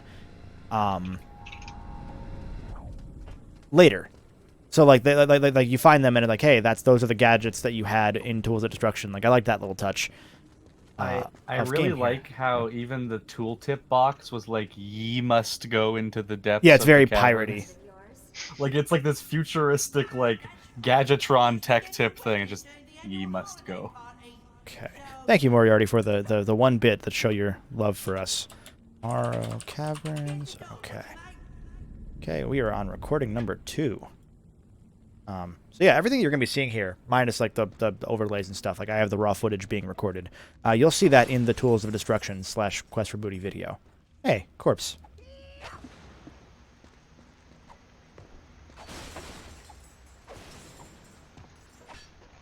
That was all. Send tweet. You'd get at least 2 legs. Caliber mentioned that they would love to see. Oh hey, Trap. They would love to see like a Ratchet racing kind of game. Yeah. So that was exactly it. They were. Do I have my fusion bomb yet? Ratchet. Okay. Yeah. I'll try to find a way out of here. She's gonna try and find a way out of here, but she's not going to because you're gonna save her, because she only exists to exist. Thanks, Ratchet. The original concept for Ratchet Deadlock, the very first one, not Nexus, because that only made it into like on paper, but the actual first design for that game was that it was going to be a Twisted Metal game, and they found out about Jack X and they turned it into like a Halo open world game, and they realized, oh, our pathfinding isn't good enough for that. Like the PS2 can't handle what we're doing here, so they made it a linear game with missions in the same worlds they built for that original part. The teapot line, by the way, I just want to point that out and write that down. Got Insomniac sued. Oh, Because I'm a Little Teapot is copywritten. really? Yeah, someone owns Wow. the copyright for that, so they went to court and settled. Guy still owes me 30 That's Yeah, that is wild. always make sure to check. Oh, I'm not supposed to be here. Those Because that little- feels like it should be like the public domainist of public domain. Yeah, no, you would think that. Why not? I'm just following you. Okay, I'm just following him. I'm really glad that most of this game is not subtitled, despite there being subtitles. Yeah, I like his walk. This little fucking hobble. Yeah. His character design is so good. dirty enough to shimmy across. I'd do it myself if I hadn't Like, something his shoulders are actually mounted on like if you look at his character design, they're mounted on like a swivel, so that they can drop and be super exaggerated or go really high at any point. throwing shadow puppets. what was the character in Crack in Time, the caretaker robot? I'm not sure I know who you're talking about. That like helped Clank. Nathan Drake. Wait, He's voiced by what? Nolan. What? He's voiced by Is he Nolan really? North. Oh, Yeah, I did not know. Oh. yeah, he's Nolan North. Sigmund. Nolan North has range. I always Yeah, forget that. he's no Troy Baker. Yeah, when I so damn. Got him. I can't voice act. He's better I've than me. been playing Uncharted 1 and 2 with my family. We might do 3 soon. And at first, like, I didn't even recognize that it was Nolan North until I heard him yell. He has a very distinct yell, but like when he's just talking, I didn't even recognize him. I don't want to throw this across, but I'm gonna have to, I guess. There we go. They got sued by a church because of resistance? Yes, that also happened. The Church of England sued them remember that one. because they showcased the church in a derogatory way because it was during a fictional 1911 invasion of, or 1950s invasion by aliens, and that was enough. Yeah. To which Sony then replied, like in a legal manner, y'all are fucking stupid. Shut the fuck up. Goodbye. And they won. Wow. So Sony won. Yeah, I know what you mean. Just to clarify. The church didn't win. Yeah, that's the one and only time in history that the church didn't win. Got him. We truly live in a society.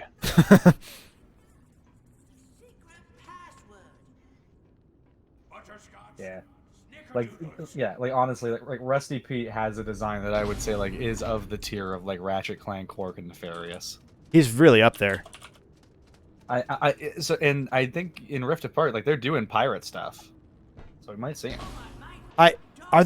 They show the pirates, but I think that's more like a Sonic Ratchet Generations thing than it is specifically like those same pirates, because they show Thugs for Less too. Like Thugs for Less are the enemies again, like in Nexus. Right, but I just mean like the existence of the pirates being in there. Oh, should be in that Rusty Pete. Yeah. I hope so. Because I imagine they're probably going to want to do, like, have the villain. Like, if they're going to do this, they probably want to do the villains. I would imagine. I would hope. I don't know. Like, I don't know. Because maybe it's like they don't want to go too fan servicey with it. Because they're already doing Nefarious. I don't know. But This game. At the same time, they're doing Nefarious, so, like, it may as well do others. It's one of those where this game is written by someone who grew up playing these games, so it's all fan service. No matter what you do. I mean, that is, I think, the best kind. That I love it when it's that. Yeah, no, and that's the kind of thing I was saying earlier. I think before you joined about like this game kind of being like this series is very James Bond at a certain point because it's like each universe has its or each era has its own. I don't want to throw you, but I keep throwing you. Has its own like Ratchet and Clank that are still similar. It's the same characters, but the worlds around them change. The people that work on it change because you only really last 3 years at Insomniac. It seems like. Yeah. Yeah, well, I always like to think of it, as just like 2 quadrilogies, one of which was kind of a soft reboot. Like when Tools of Destruction, like it wasn't like it wasn't even a soft reboot like no, it God was. Of War was, but it did feel like a little like it was a definitely new direction for the series. It was definitely a soft reboot because they completely changed Quark's character. So yeah, well, I mean, I felt like that was just the result of it being like, oh, he's at the end of his development, so this is who. Yeah, he is I mean, sure, but he kind of he regressed. He got a little flanderized. Yeah, but I mean, that's just I think that's how it goes. Yeah. At a certain point, that is. You just give him a if you want him to get back to like the other thing, you just give him an arc where he does something bad again. Yeah, like becoming president.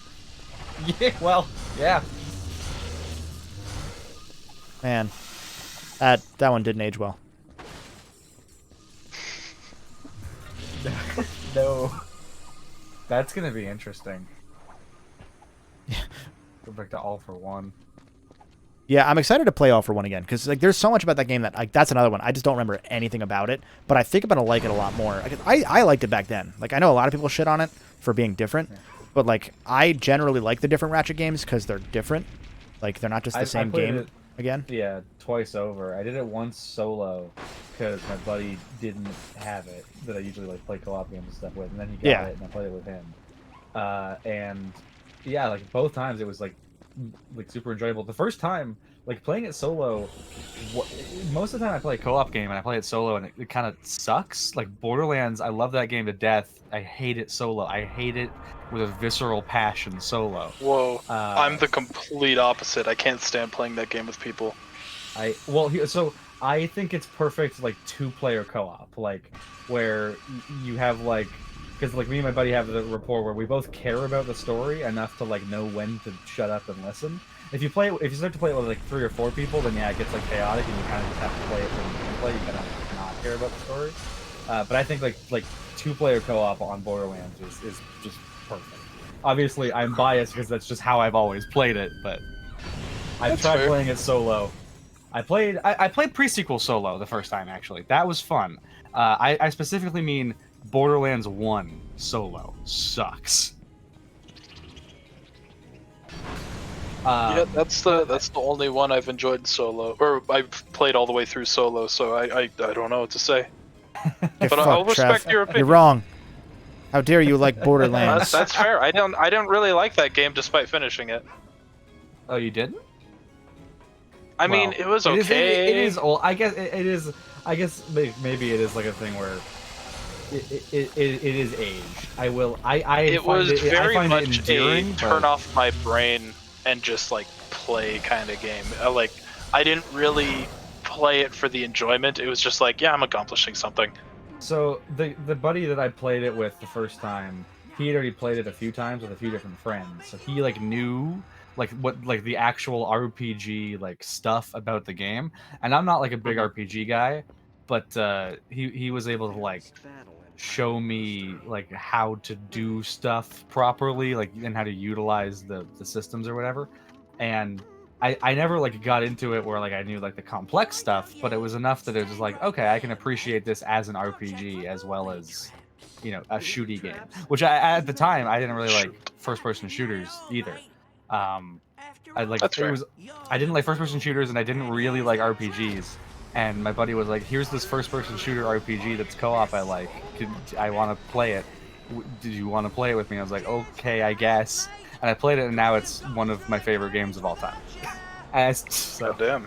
Yeah.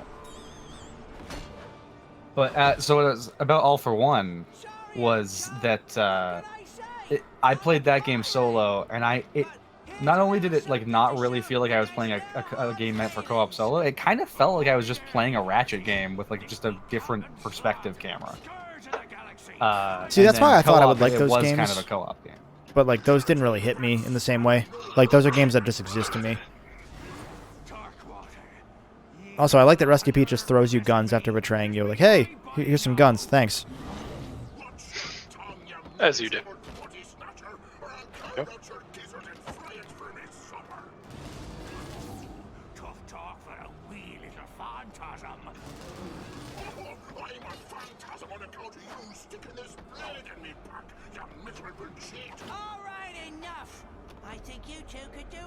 I love how animated this guy is.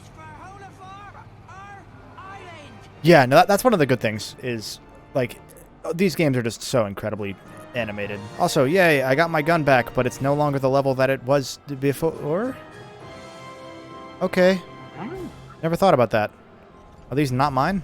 Is that why? Oh, no, it leveled up. Okay, they just didn't title it right. It's Ghost Pirates. Over from the last game. One of my favorite things about I'm gonna go back to Ratchet Deadlocked here because holy shit, there's some shit in Ratchet Deadlocked that fucking just destroyed me the last time I played that I just never noticed it before. Was that in that game there are oh hello enemies, there are regular robots, obviously. There are zombie robots, which are robots that have been killed and brought back to life. There are then ghost robots later in the game, which are the robots that you've killed in the game. Hello, camera. That have been brought back to life out of pure hatred for you. Then there are ghost zombie robots, which are robots that were alive and then killed and then brought back and then killed and then brought back. And then there's a section where there are zombie ghost robots in stasis pods. Which is to say, robots that were killed, brought back as zombies, killed, brought back as ghost zombies, killed, and put into Super Saiyan stasis pods to come back as Super Saiyan zombie ghost robots.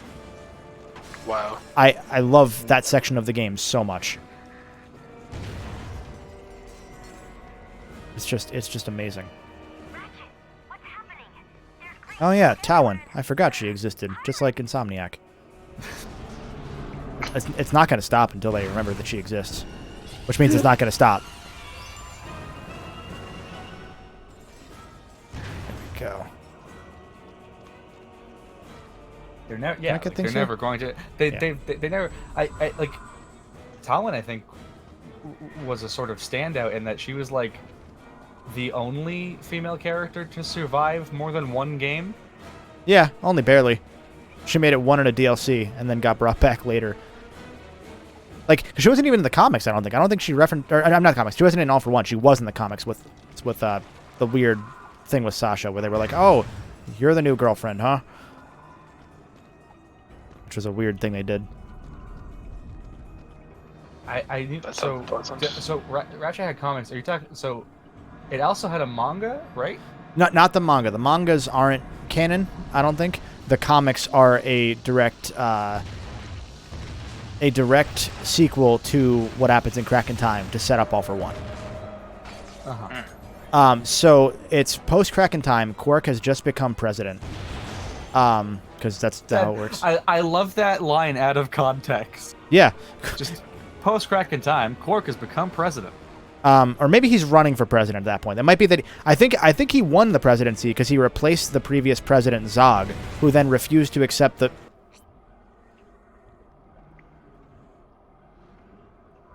Oh God. Yeah, that Zog, the other enemy, the main villain of the comics, refused to accept the results of the election, and staged a coup. I'm pretty... Oh, my fucking God. Are you serious? I'm not kidding. Like, oh, my God. What the fuck? Ain't that poetic? Yeah. So, yeah, that all happened. And then... Do I free her now? I do free her now. I don't have fusion grenades. I need ammo. Give me ammo. But the comic focuses mainly on like Ratchet coping with the fact that the Dimensionator's gone. He has no idea what to do with his life anymore. Can I just leave Talon here? And other stuff like that. And then he ends up going back to the Solana Galaxy for whatever reason, and he ends up interacting with Sasha again. And it's this whole thing, and it's like him just kind of like moping, and then he kind of accepts his lot in life, which is where we end up with Into the Nexus later on. I need ammo.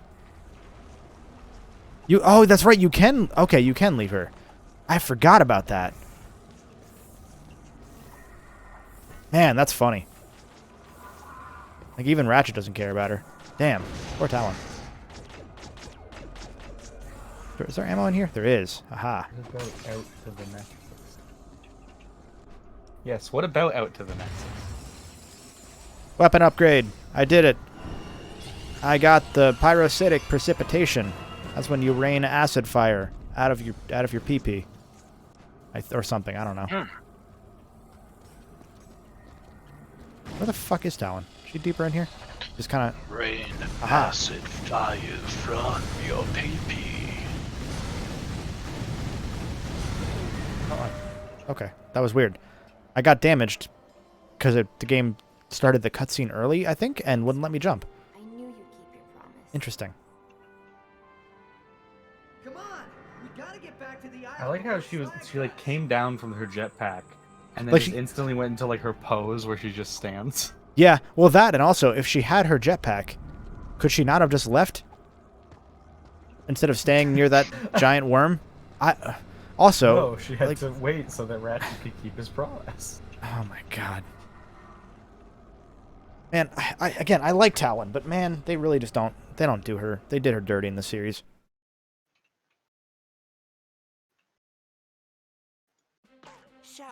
I think that's part of the struggle that these games ran into, is that as they began to become a little more cinematic and take themselves a little more seriously,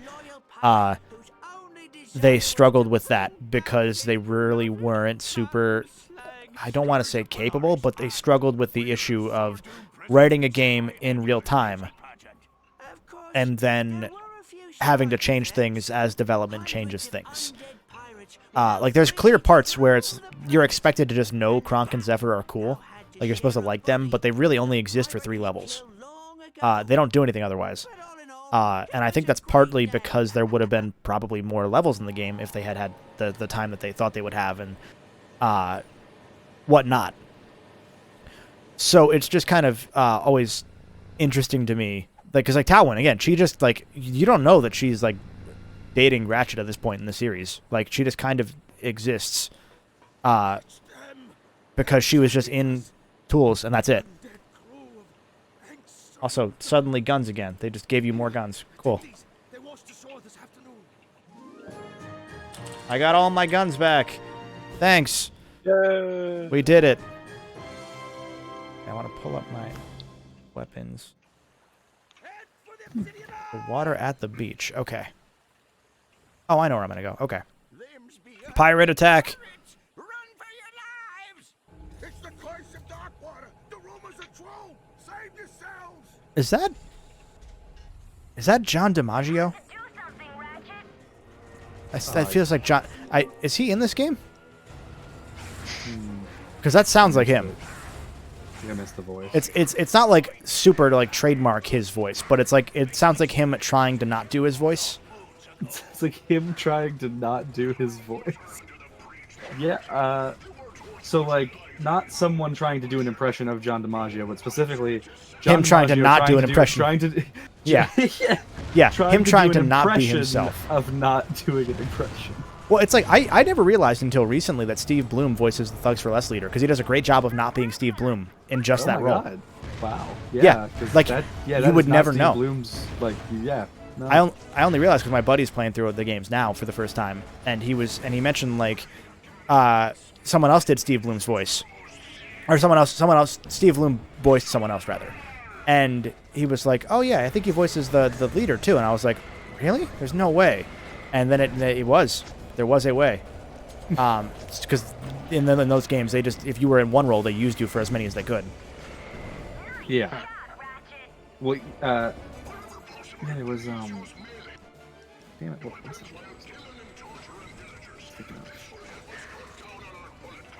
I don't know, I completely lost my train of thought on that one. It's something about Steve Bloom. I can't for the life of me get it. It's not gonna happen.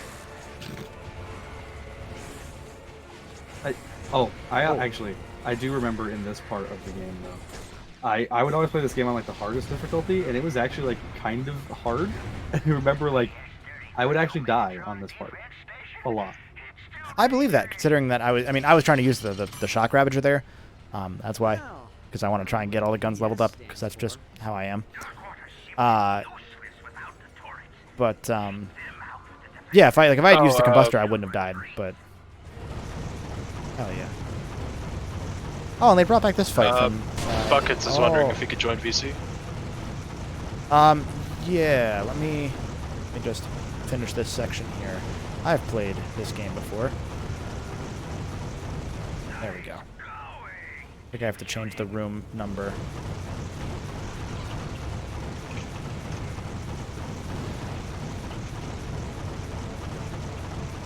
One of these days, they're going to make turret controls in the series not stiff. I don't know when it's going to be, but it's going to happen. It is funny because it has to be intentional, right? I think they just don't put the time into it, honestly. But I mean, like, they're so good at guns. It's like a turret shouldn't be difficult. Yeah, you would hope. Is this legit? Pac-Man 99? Oh, okay. I'm in for that. Wait. Is there more health I can grab? Aha, there is. I'm wondering, could it be like a Tetris 99 thing, or is it going to be like literally a battle royale? It's gotta be Tetris. There's no way it's not. Fake. I can't tell. I think this is fake, but Is James fooled? is Nintendo everything a legitimate?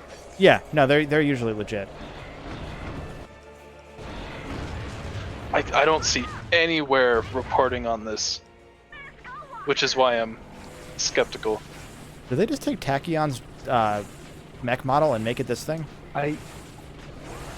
Yes, I think you're right. No, it is. It did the same fucking move. It just did the same move. I think you're. Or no, noticed it had no, a no, little it's skull thing on the back. it's or the that might be a new thing. it's the big Drawfid mech. That's what it is. They just took that and turned it into a pirate mech. Oh, yep, it's real. Hell yeah. Pac-Man 99 sounds fucking sick. Here's I'll post it in chat. Here's the announcement video on the Japanese Nintendo website or YouTube. Oh, this looks great. I'm always glad that like that Namco is great about like just handling the Pac-Man IP. Like they always do it justice, no matter what they do. Well, there was Ghostly Adventure. Yeah, no, I mean, to be fair, I don't think Ghostly Adventures was really bad. It just felt like kind of. I just think Pac-Man show. in that game. No, I think there was a game for it too. Yeah, there were two. And I can't speak for the game. There were two Ghostly Adventure games. I have them. I haven't played them. Yeah, and it's just Pac-Man in that game is nightmare fuel. Yeah, like the model itself ain't great, but the thing is that model is just effectively the Pac-Man world model, but with Irises. with weird eyes. Horrible like eyes. very dead eyes. Yeah. But even then, like that was a kid's show. Like it was like I'm not gonna knock it. You know, it wasn't for us. It was their way of keeping Pac-Man relevant to the kids. Well, also, I mean, I think he's just back to his like normal Pac-Man world design when he's in 3D now because of Smash. Yeah.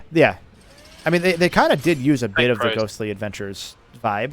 Like it's mostly the Pac-Man World one, but like there's a little bit in there that always gave me like the Ghostly Adventures vibe, and it's like cool. I'm cool with that. I would not pick it up. So it's fine, I guess. Whatever.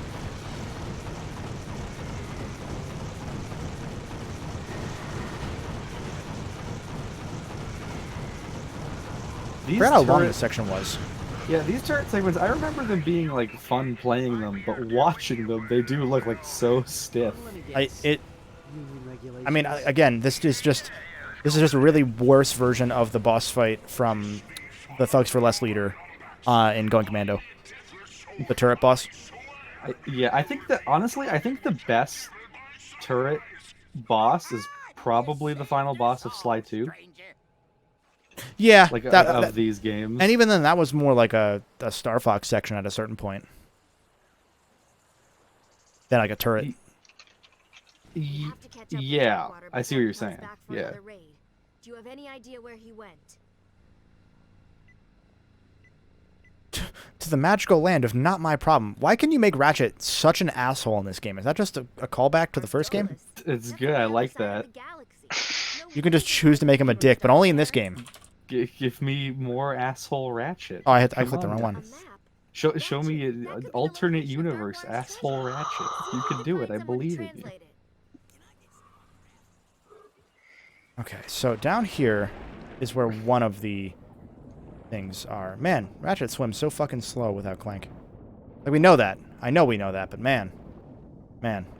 You think they would, because like in Crack in Time, they like give him the boots to like make up for not having Clank. In this, they just don't give you anything. Yeah. No. Oh, those are mine. So that's not what I want to grab. Okay. I mean, it makes sense because like it does show you like the R1. Oh, you can. Wait, that doesn't make sense.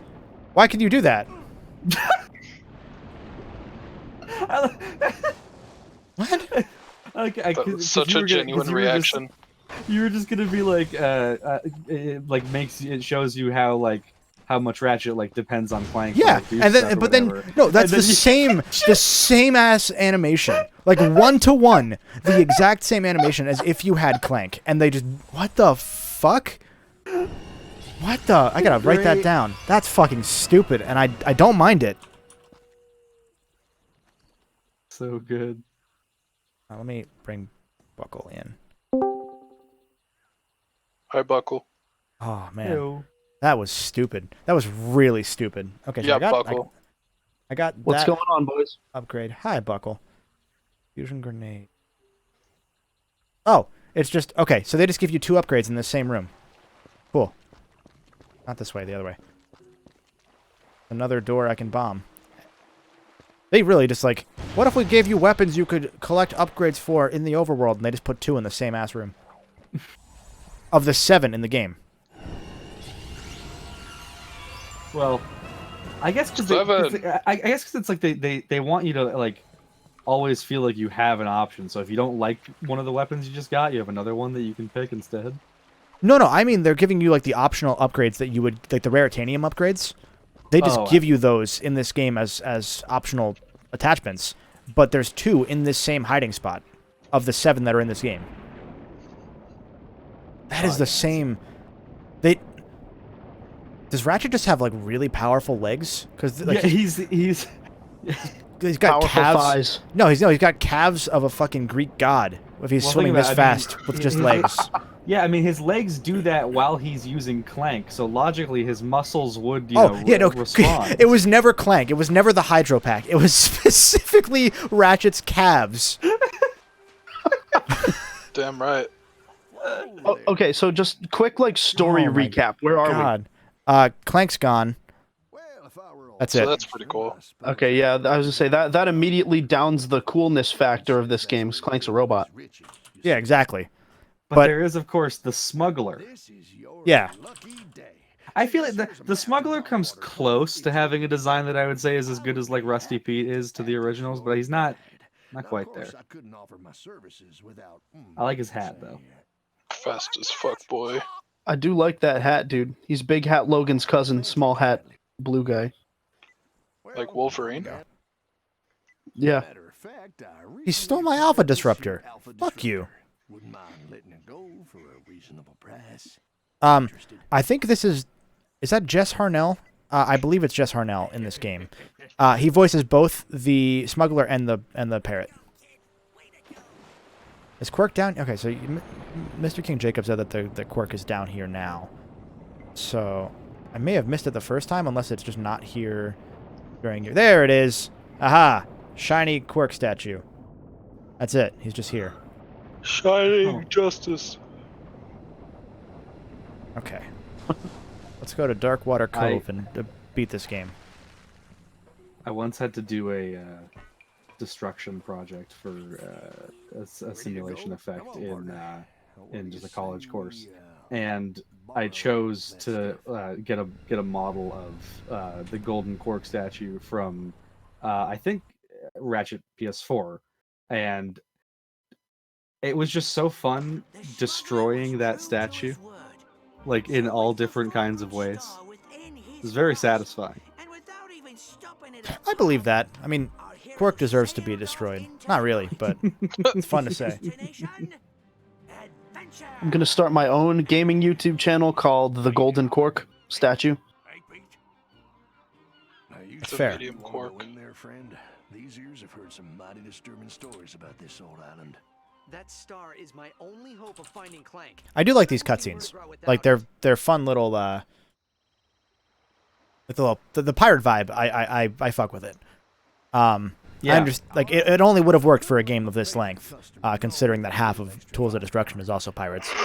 Yeah, I'm pretty sure that just the fact that the theme of this game exists, is why I am now caught up with One Piece. Like I think there's a domino effect that you can trace. All right, you know what? I'll allow it. Can I go in this spot, or is it gonna kill me? I think there's like that took a minute to process. Yeah, well, there's loving the theme of this game and like the pirate aesthetic, and then watching like Pirates of the Caribbean and thinking that's like awesome, and then playing Assassin's Creed 4 because like the game is amazing. Like that's I think the best one in the series, and then going like, man, I need something that I want to just watch that has a lot of episodes, and I'm really liking pirate stuff right now. I guess I'll finally try One Piece, and then you catch up to One Piece and nothing seems insurmountable anymore.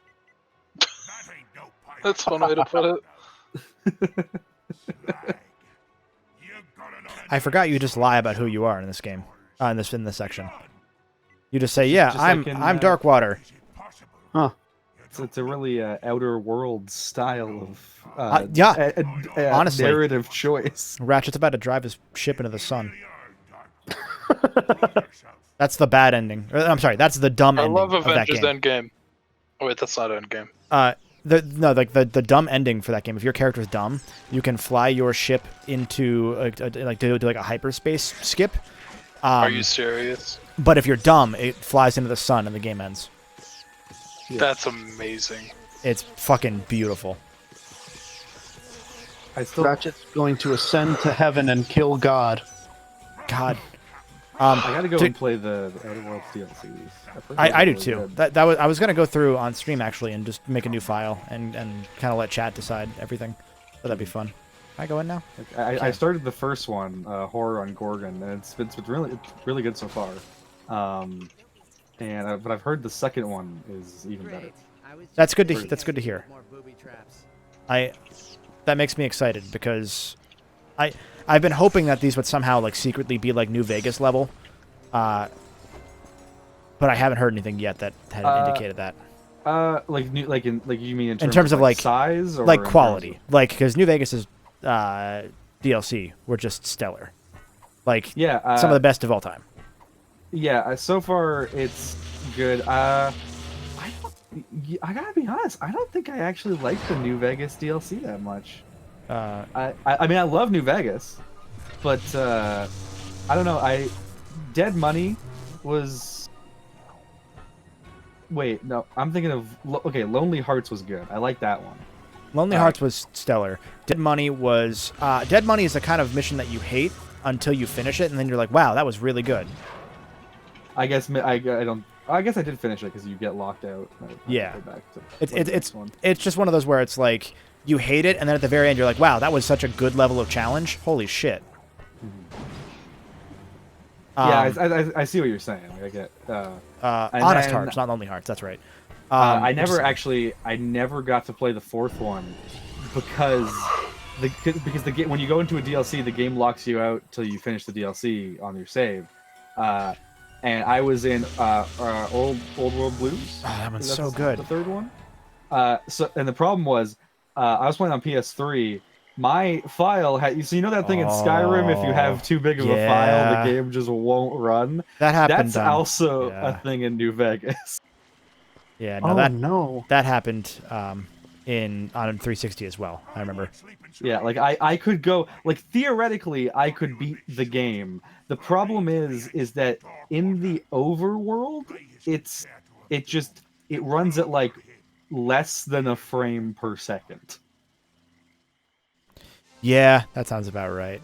If I'm in the dungeons, it's like not bad. It's like maybe like 14 FPS, which is playable. It wouldn't be fun, but I could theoretically get out of it. Mr. King Jacob only got like 3 FPS in the overworld. Yeah, man, like it just got real funky. Hold up, dude. Got that far. Let me call Bill Gates because I'm gonna play this game on Microsoft PowerPoint. I mean, that was me trying to play. I deadass was about to say, does Bill Gates have Microsoft? Probably not. He's probably like, also, hi Blabler. Do you think he has to ask for Xbox points? He still has to play Halo like everyone else. God. Do you think he'll play Halo when it comes out, Halo Infinite? No. Like you don't think there's Microsoft any... Bill Gates only likes the Bungie games. Like you don't think there's any way he'll just be like not like sit down and play it, but just like casually, like he'll be there with 5 minutes, pick up a controller, and just be like, what this is like. Yeah, no, he only plays Halo 99. They haven't announced that yet. You're leaking it. Oh shit, dude! Yeah, I wasn't. That's gonna be our Halo on Nintendo Switch. I mean, that could just be a thing at some point. I just like the idea of like a promo for that just being Master Chief and Mario shaking hands, and that's the whole promo. like blank expression. Well, I guess Master Chief is always a blank expression. Can't wait for Master Chief and Doom Man to kiss. Yeah, and then they do the Fortnite default dance and call it a day. Yeah, I know what I said. Okay, that's good. Wait, are they supposed to be brothers? No. It's just that they're owned by Microsoft now, or both owned by Microsoft now. Bladebler wants to know how long Quest for Booty is. I'm surprised it's as long as it's been. Yeah, it's longer than I already expected. No, it's like 2 to 3 hours. Like they say 3 to 4, 2 to 3, 2 to 3. Was this like a full-priced game when it came out? No, $15. Oh, okay, that's not bad. This was like effectively one of the first download games on the PS3 store. Maybe like the second actually. It wasn't the first, but it was really close. Okay, so are you doing this in commemoration of the PS3 store going down? No, I'm doing this because it's going to be part of the Tools video when I do Tools. Gotcha. And I've already beaten Tools. Like the band? Yeah.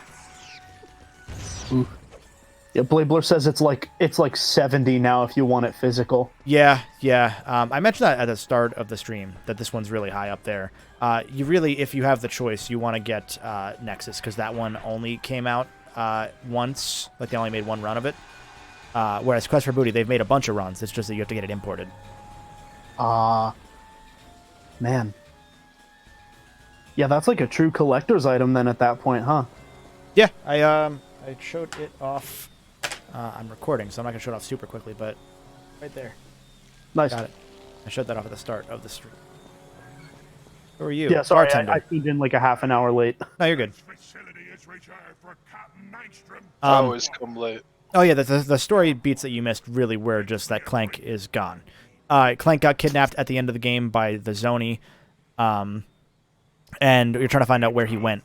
And this pirate knew what the Zoni were. The plot of the game is, Clank is gone, and then I do like the end is like, yeah, he's still gone. Oh, I missed the third line. Fuck. Dude, spoilers. Yo, what the fuck? For the game that Kevin's gonna finish right now. It's more complex than that, but it's literally like if you break it down, it's like, because that's the thing. Like I would argue that like the pirate stuff isn't the filler in this, and like the story stuff almost is, because it's the story stuff is so inconsequential, whereas the pirate stuff is at least like interesting lore for the planet you're on. It at least gave them. It at least gave them. Sorry, I'm doing my puzzle here. A chance to do like more Zelda style design. Like this isn't a super Zelda puzzle, but it's kind of a Zelda puzzle. Oh, did I do it wrong? So what do you have to do for this puzzle? So he's giving you pirate songs, like shanties, to make drinks for him.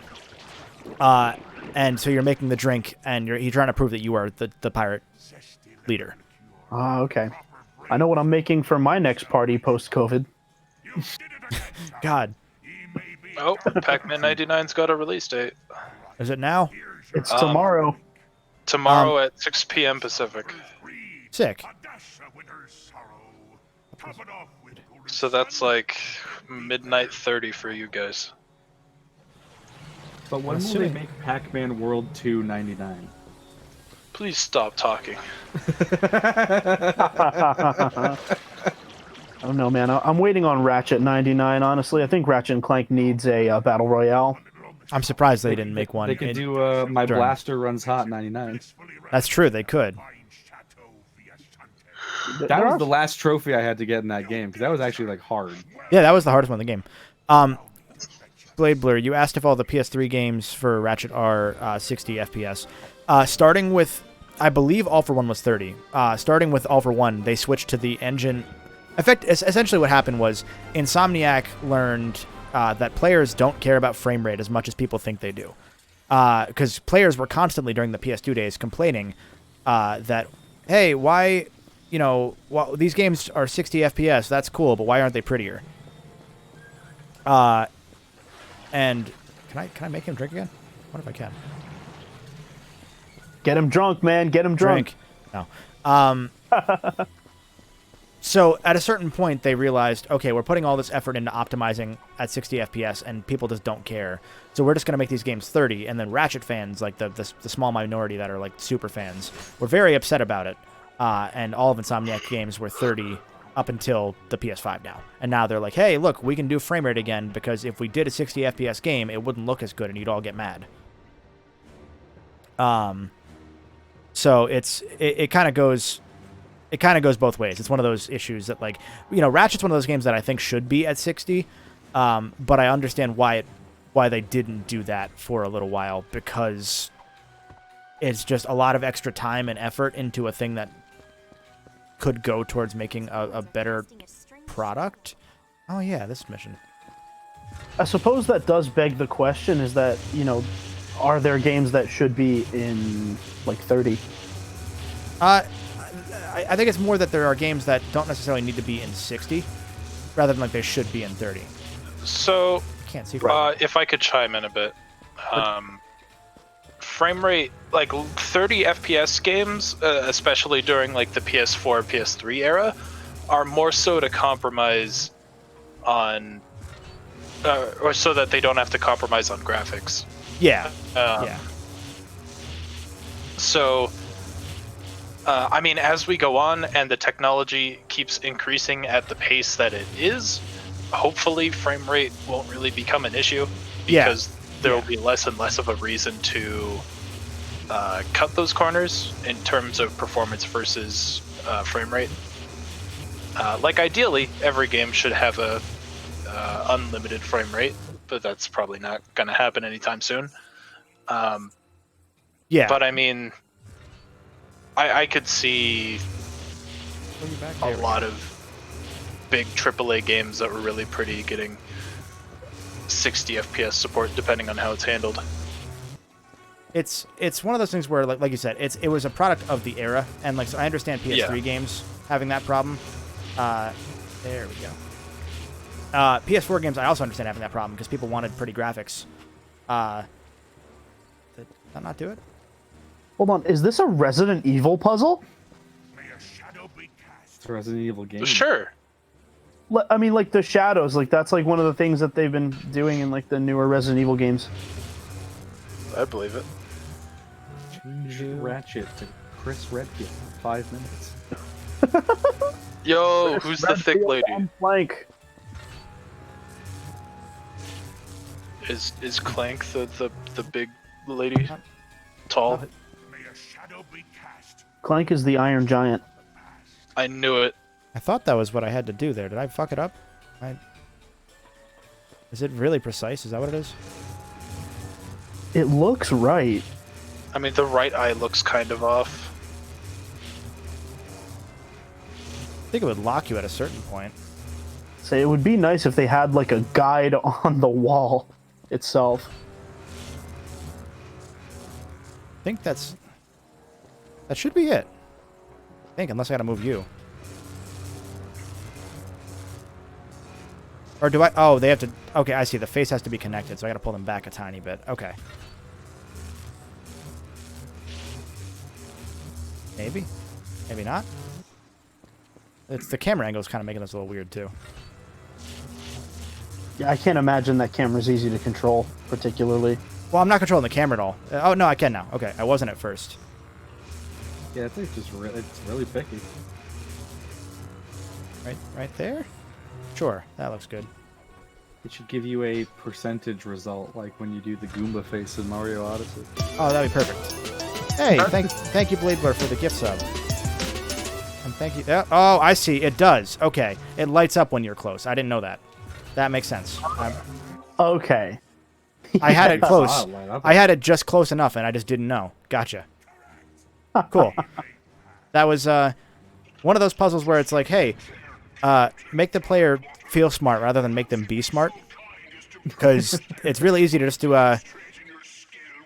that, to fuck that up and not realize, because they didn't even tell you about the lights. Yep. That's all right though. But then you do feel smart when you get it.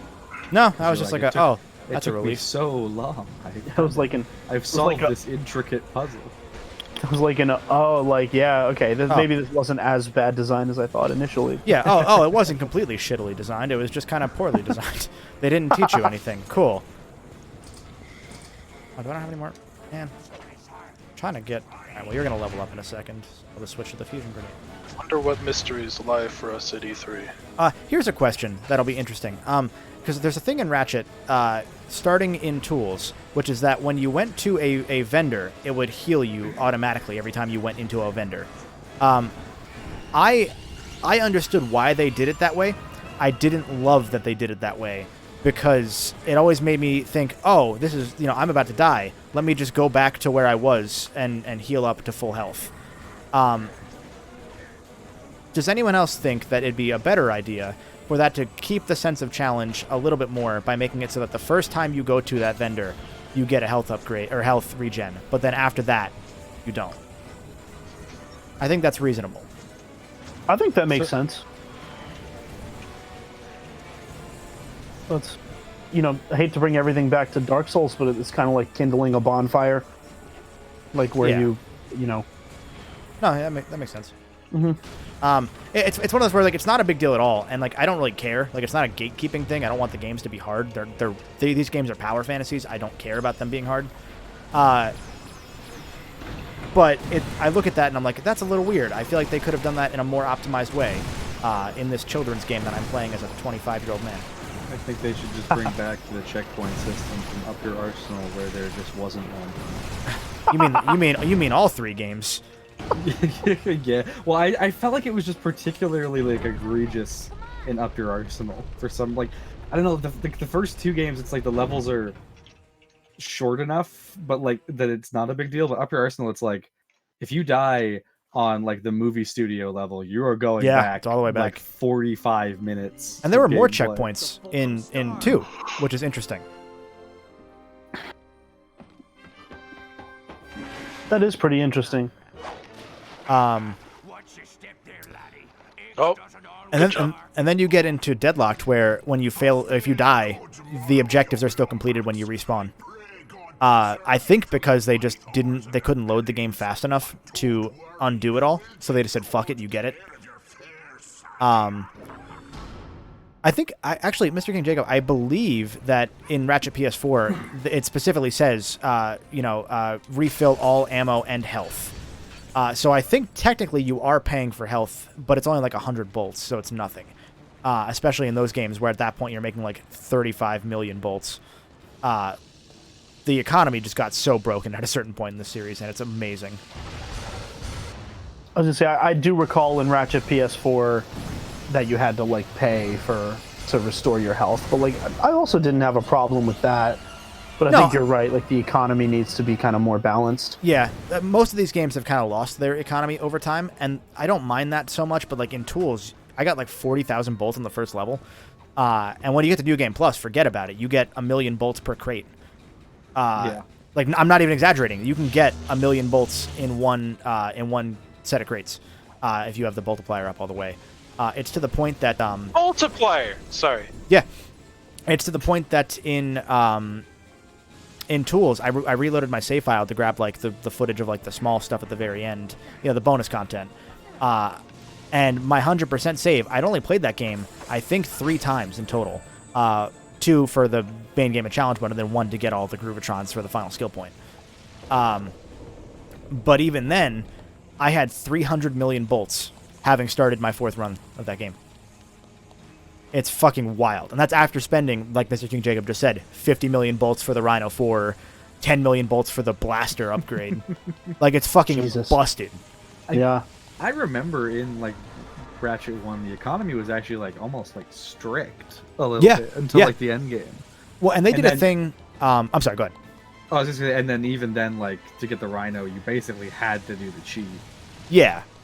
There was a thing that they did, which was that in 2 and 3 onward, maybe in 1 as well, they would trigger it so that if you didn't pick up, like if you didn't smash some crates earlier in a level, it would add those crates into the later, or add those bolts into the later crates to make sure that you always had about as many bolts as they wanted you to have.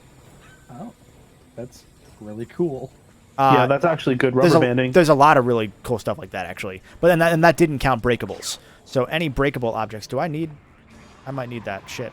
So now I'm wondering, like, what would happen if you like rigged that so you purposely didn't get the bolts, then got all of the bolts in the later crates, then went back and broke the original crates. I think that they would. I mean, you could probably exploit it for a handful of bolts, but they probably just drop the amount of bolts that are in the end of the level. Because what they did was they made it so that every level was worth a certain number of bolts. Uh-huh. I feel like I did this part of the level wrong, but it's fine.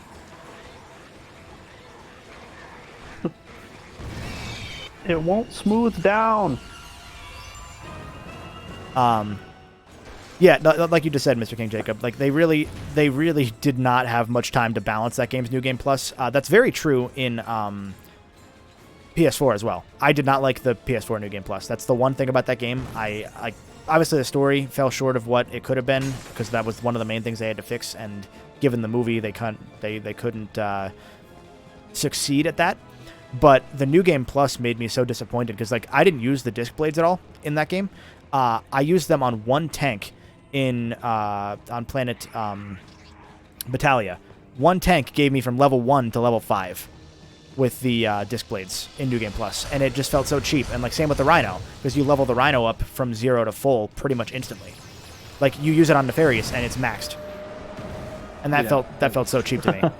I don't think I touched the Rhino in that game. Well, you would have had to find all the parts, so probably not if you didn't find them.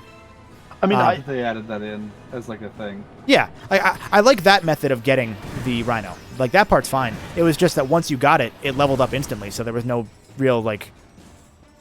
It didn't feel good using it. Was it in 2014 where they did like the trading card thing and like yes, and, like, there was the trading cards themselves, but there was also the Rhino trading cards, and you needed all the Rhino trading cards to get the Rhino. But it's also like they weren't special with regards to like the regular cards. So it's like you would just get them all eventually anyway. Like you couldn't just specifically hunt for the Rhino cards. So it's like if you wanted to play that game and get the Rhino, you would have to like get all of the cards again, I think. No, so what it was the Rhino plans are in a separate spot from the rest of the holo cards. So you had to get those in specific spots. They weren't tied to like killing enemies or like random hidden areas. Oh, I thought like because I'm thinking the ones that you get when you go to like a box, like a bunch of crates and break that open, and then there's like one of them inside it. Yeah, no, that was a separate. I can't turn the camera. That's not good. Is that the way I want to go? That way then. Where are you? Blade Blur wants to know what the difference is in New Game Plus for 2016. It was just that they didn't have time to balance it. Like the game was made on a skeleton crew on a budget in 10 months, so. That's also why they didn't have all the planets in the game, is they just did not have the time, because it is what it is. And so with the low budget, which was already, I think, lower than Tools of Destruction's budget even, I'm pretty sure, which says a lot because it was a PS4 game. They just didn't have time to balance New Game Plus as well as they could have in other games, because usually New Game Plus, like playing through the game again, gives you some sort of active benefit. Did I go the wrong way? Oh, okay. Like you get to go through the game again, you get to be super powerful, but you also fight stronger enemies, and that really wasn't the case in PS4 because all your weapons were super easy to level up in New Game Plus. So there really wasn't like a satisfying ending to the challenge mode. I don't like these platforms. Yep, there it is. It's always the best part in platformer games is the part where you have to tightly walk across a narrow surface, but it doesn't link you to the surface, but the controls are not good enough that it's like you can just deal with that. You just have to like. Just doesn't feel good and hope. The old Mario 64. Yeah. I was playing Sunshine, and I was playing it on Switch, and I was just, I once I realized that they added the ability to add like inversion and everything back in, and I could just like switch the two buttons on the Switch itself. I started playing it. I'm like, okay, this is actually kind of like, I'm kind of digging this more than Dolphin. There's something about it. Like I don't know, there's something with like the heat wave effects that I don't know if Dolphin doesn't pick them up or renders them weird. But I think I'm liking the Switch version of Sunshine now a lot. Anyway, my point is that Sunshine still controls like a dream, and compared to 64, which does not control good. Yeah, I mean, I love 64, but that game, you have to have played it already to really appreciate it. Am I supposed to go this way? Did I miss something to that spot there? I feel like this is one of those things that they make you do it once, but I don't know what I'm missing. This part of the level looks like it's arguably too dark. Well, that's the point, is they want you to use the gimmick of, hey, light and dark puzzles with the wrench. Cool. Gameplay. But holding things is not gameplay. This is like a Mario Maker level. Oh, I missed this. No, you're right. The level was arguably too dark because I didn't even notice that. Yeah, I mean, it's not definitively too dark, but you could definitely make the argument that it's too dark. I like the little jelly guy. It's Oh, yeah. reminding me of like those slug-looking fuckers from Flushed Away. Fucking tentacle spook came out of the wall. Here we go. Blade Blur says the GameCube is turning 20 this year, so we are old. That sounds about right. Yeah. Yeah, well, I mean, Kevin's said just this old game anyway. came out 14 years ago, and I was like, what? Like, this game feels like it came out 7 years ago. Like, in my mind, that's when it came out. Because, but also 7 years ago was like 2008. Time just kind of stopped moving ever since I became an adult, I'll be honest. Yeah, that's just kind of how it is. Like, this game technically came out 3 presidents ago. Jesus Christ! This game came out. This game came out while Bush was in office. Wow. Yeah. My God. Oh, it's this guy, the boss that they brought back again and again, and you just kick his ass every time. The Undying. Oh, I can talk to him this time. Cool. I'm an endangered species. That's beautiful. I mean, he is. Yeah. Travelton, Blade Blur says that you are a well-adjusted T-posing adult. Damn right I am. Yeah, so am I. I'm not gonna dispute that. Thank you for the compliments, though.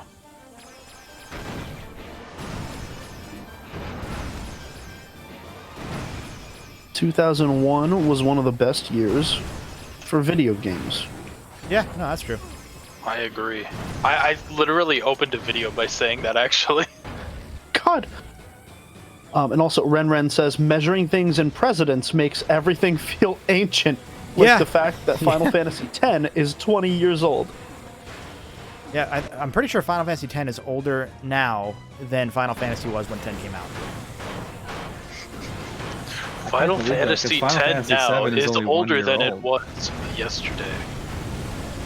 Yo, you're blowing my fucking mind.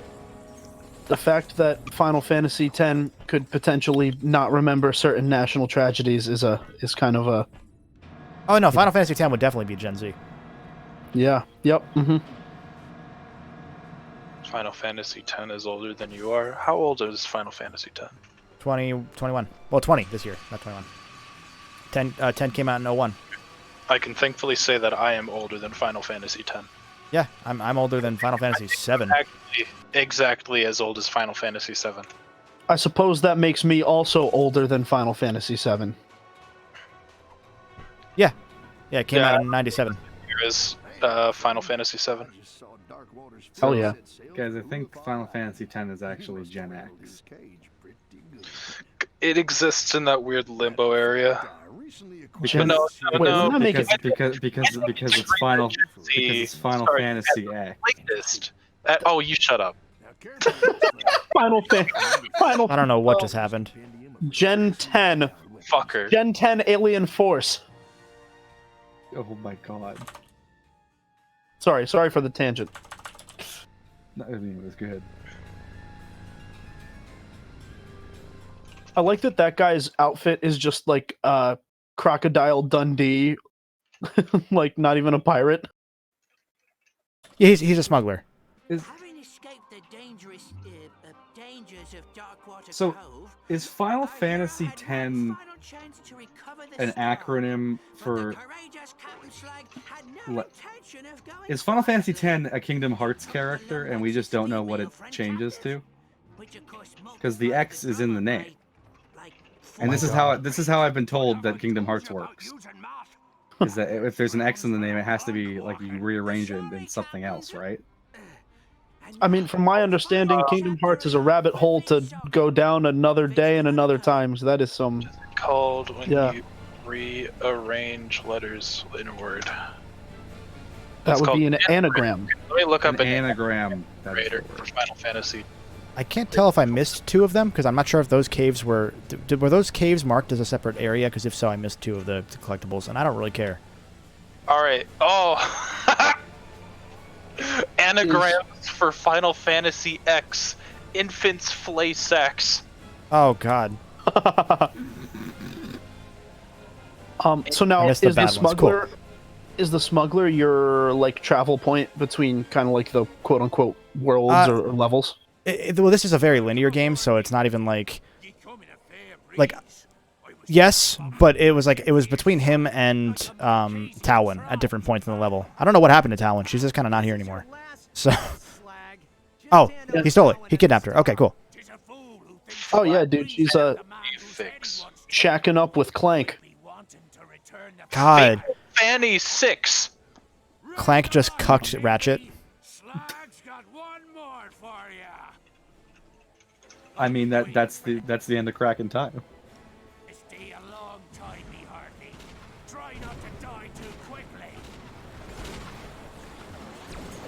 Interesting is that the alpha cannon in this game takes longer to fire up than it did in the PS4 or the tools rather.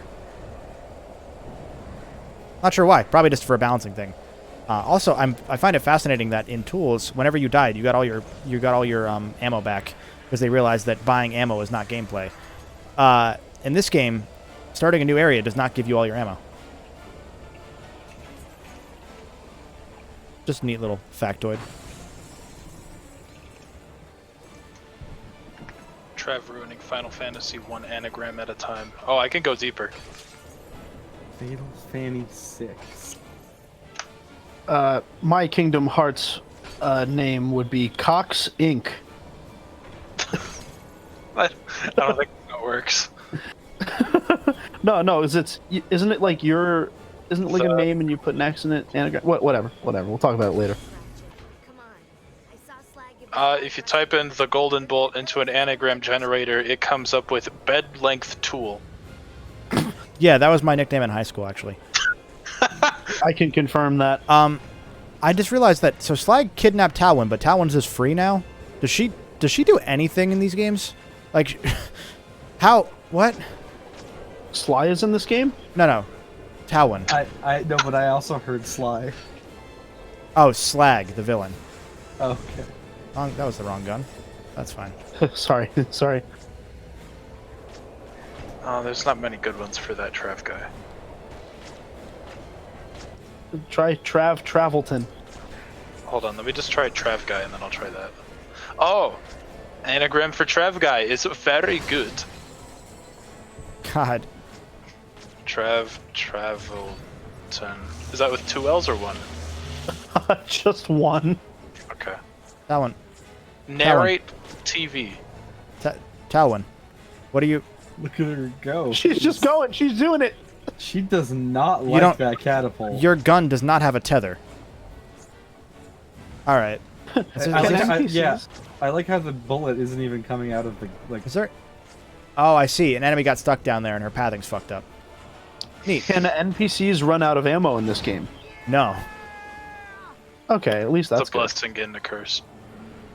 Is she just going to be there forever, stuck for eternity? No, she followed. Oh. Alright. It's you who's trying to steal from me, after all. Ren says Talwyn just wants to be a good partner. Last one, I promise. I'm gonna do Buckles Chucklow. Buckles Chucklow. Oh, and Bladebler says his organization name is Dr. Bulbelxa, and it sounds like Dr. Bulbasaur. Can I fire at him? Or no? Okay, I don't think I can hurt him. Cubes Clock Hulk. That's boring. Although Block Chuckle Us.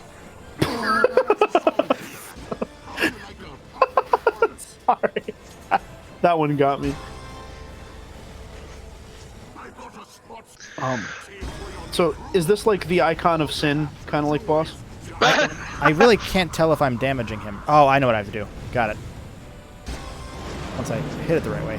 I have to hit him with ghost particles to make him not a ghost. Make me not a ghost. Right, ghost plus ghost equals alive. Got it. Yeah, I've played Pokemon. Right. He's weak to ghost types.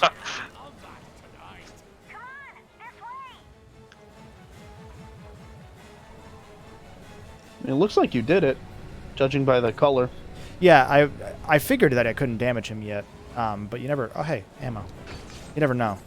Because it's rare that a game doesn't let you do something in Ratchet. They're just kind of like, hey, here's the thing. You're good. Yo, can you make a Flying Dutchman joke in the video? No, not this. No. Okay. That happened in Tools to me. If you get on that platform, half the time, if you don't jump, it'll get you stuck behind the gate there, and you'll fall off and die. That is strange. Yeah. Why would they put a guardrail there? So you can't fall off when you're in there if you're fighting things. Was the reason. Right. But you don't even fight things on that one. Yeah, no, but it's a holdover from Tools. It's like the taxis, I think. I always like those taxis. Yeah, you should call that enemy the Flying Dutchman. Just throwing that out there. Yeah.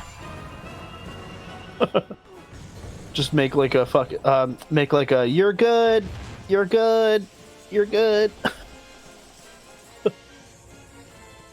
Okay. I forgot the final area of this game is actually just a boss and nothing else. I also missed the final upgrade,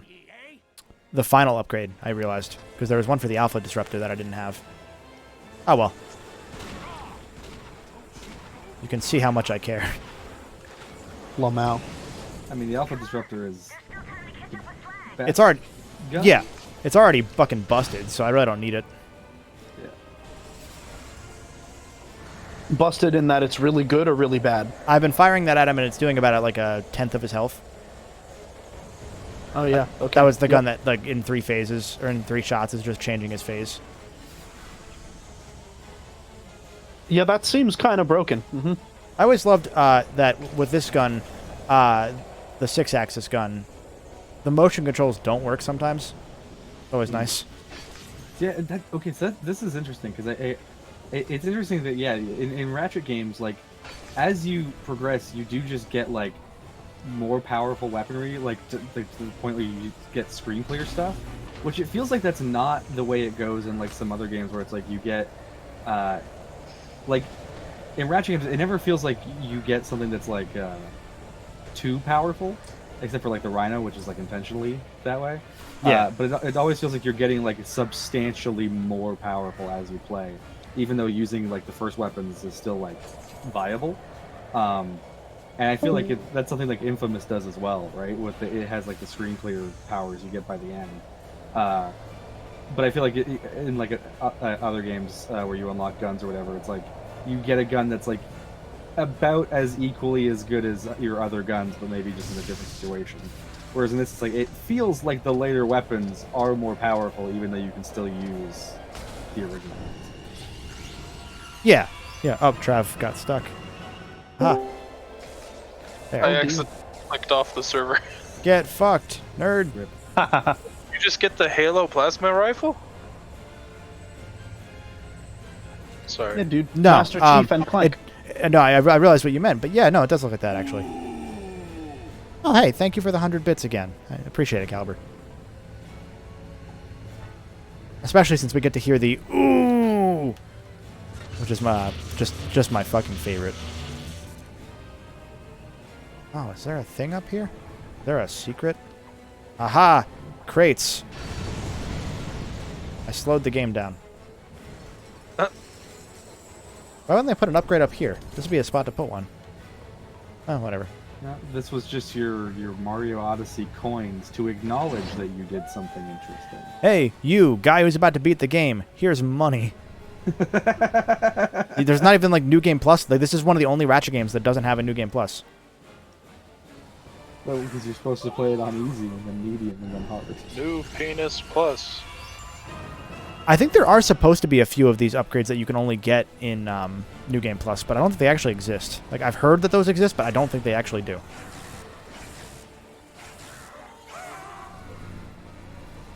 I did it. I killed them. They're never coming back unless they become zombies one day. Or ghosts. Zero. Or zombie ghosts.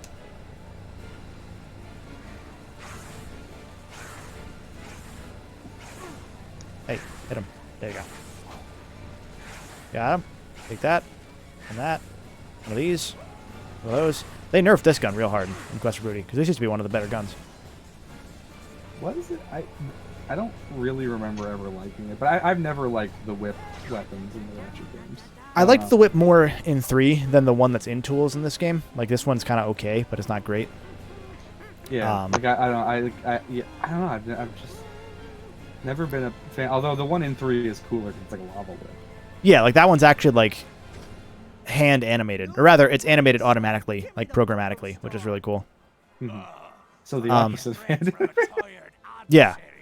Well, no, it's still yeah. It was one of those things where this the whips that were used in the like some of the enemies that had those whips and the boss, the big lady who had the whip, those were based on the physics-based whip design that they had tried to make that couldn't work well for Ratchet himself. Which was actually something that was designed for Resistance, based on the Resistance physics engine that they had put together already. And they somehow made it work backwards on PS2, where that was whips only. Hey, this is the final boss, right? Yeah. I can't believe it. Like, it's already... this game feels longer than I remember, and yet it feels like we're already here sooner than I thought we'd be. Yeah, it's rough. Is that the only gun I have to what? Oh, I have to level this one too. Oh, I just jumped backwards by accident. And yes, Glory Box. First off, welcome. Second off, this is like there is a New Game Plus technically in that it exists, but it's not challenge mode in the usual sense. Like there's no weapon upgrades or anything. I missed. Go. There we go. Oh, I missed again. Oh no, I got him. Okay. Well, the witty things he's saying that will never. No, not subtitles. Also like that this fight is just worse than the Slag fight in every way. Like, the Slag fight was really good. I remember this fight more than the Slag fight, but maybe it's just because it's like the final boss. I think it's because it's more of like a Zelda fight, because it's like very phase-based, which most bosses are not in Ratchet. Mm-hmm. I think it's like, yeah, the Slag fight, it was interesting that they had like a secondary villain arc thing like in the middle of that game. I thought that was really cool. And I like Slag and Rusty Feet a lot. Probably, I think they're more interesting than like Tachyon. But it was also like I don't remember too much about Slag, which is good because it means every time I go back I get to. The most interesting thing about Slag is that they don't even tell you in game itself. They tell you in like the bonus lore, which you can get from Iris, that Tachyon built Slag and Slag's crew. That's never explained, but that's like very relevant plot details that they just didn't talk about ever in the game. Oh. And then Slag and his crew betrayed them. Which also I think doesn't make sense now that I think about it, because that means that Slag worked under Darkwater decades prior after being built as a pirate robot by... What? Like, did Tachyon then build Darkwater? Well, you see, Angela Cross and Talwyn's dad went back in time with Slag to put him in Darkwater's... They found Child Slag. It's Jack 2 now. And they sent Child Slag back in time so that he could train with Darkwater. Then they brought him back to the future so that he could do all the stuff until the destruction. Very simple. My brain hurt. Got him. He dead. 1 health. We did it. Blade Blur said, "You say Slag, and all I can think is Borderlands 2." I think of fucking Transformers. Yeah, I mean, I think of Slagathor. So like a Pokemon? It is from Scrubs. Oh, okay. I've never... I have watched Scrubs, but it has been a very long time. Yeah, no. The guy's like... Show what the... That's just about the game. It really is. There's a cutscene left, but that's it. Destroyed the union between Captain Slag and Darkwater. Aye, and good riddance. Bladebler asks, any regrets playing this? The Lumbacks returned to Hulifar. Any regrets? No. I feel like the beginning is more fun than the end. Yeah, the gimmick where it's like a poor man's Jack and Daxter is cool, and then it becomes adventure-y style Ratchet game, and it's cool. Conquers. It pulls a conquer. Like, it starts out as like a platforming game and ends as like a shooter. Like, there's no... I guess that makes sense. They just do 2 Ratchet segments. They do a platforming segment and a shooting segment. It makes sense. It's just really weirdly put together in this case. Here we are. Here's the reveal, which is the people who have been waiting a year for this. There he is. It's Clank. Clank's been kidnapped for a year. Where is Clank? Who kidnapped Clank? We're going to find out, and we're going to find out that we won't know for another year what we're going to do about it. God. That's fucking... Man. It's A double. Do you want me to play? Aside from the Clank revelation, does this game serve any purpose to the... No, they explain... Well, you get the nefarious revelation. They explain this game specifically in the intro of the next game. It's a cutscene. Oh, okay. This is the Phantom Menace of Ratchet and Clank. I will say, though, that, like, I think having Nefarious show up at the end of this, it makes his being in Crack in Time, like, it does make it more hype, I think, because you get that kind of, like, cliffhanger with the villain reveal, instead of him just, like, showing up. It works fine, but it's $15 to solve a cliffhanger with another cliffhanger. It's the Phantom Menace of this series. It's a game that does not matter whatsoever. But see, like I said, Clank was gone, and now he is still gone. So if Ratchet did this to find out where Clank is, and then the events of Crack in Time to get Clank, does that mean he also spent 2 years fucking around, just like Daxter? Technically. Just like screw Clank. It's... Yeah, it's just... Yeah. I am gonna load the New Game Plus-ish file just to run through and show that it's identical. Doesn't really matter, but that's the only reason to replay the game. I love the trailer for Uncharted 4. Yeah. Uncharted 4, A Pirate's Curse. So Glorybox says Talwyn really should have been in a Crack in Time. Yeah. Now, Glorybox, I don't think you were here at the start of the stream when I started mentioning some of this. The reason this game exists was I found this out recently, was because there was supposed to be a multiplayer and co-op component, 2 separate components to tools.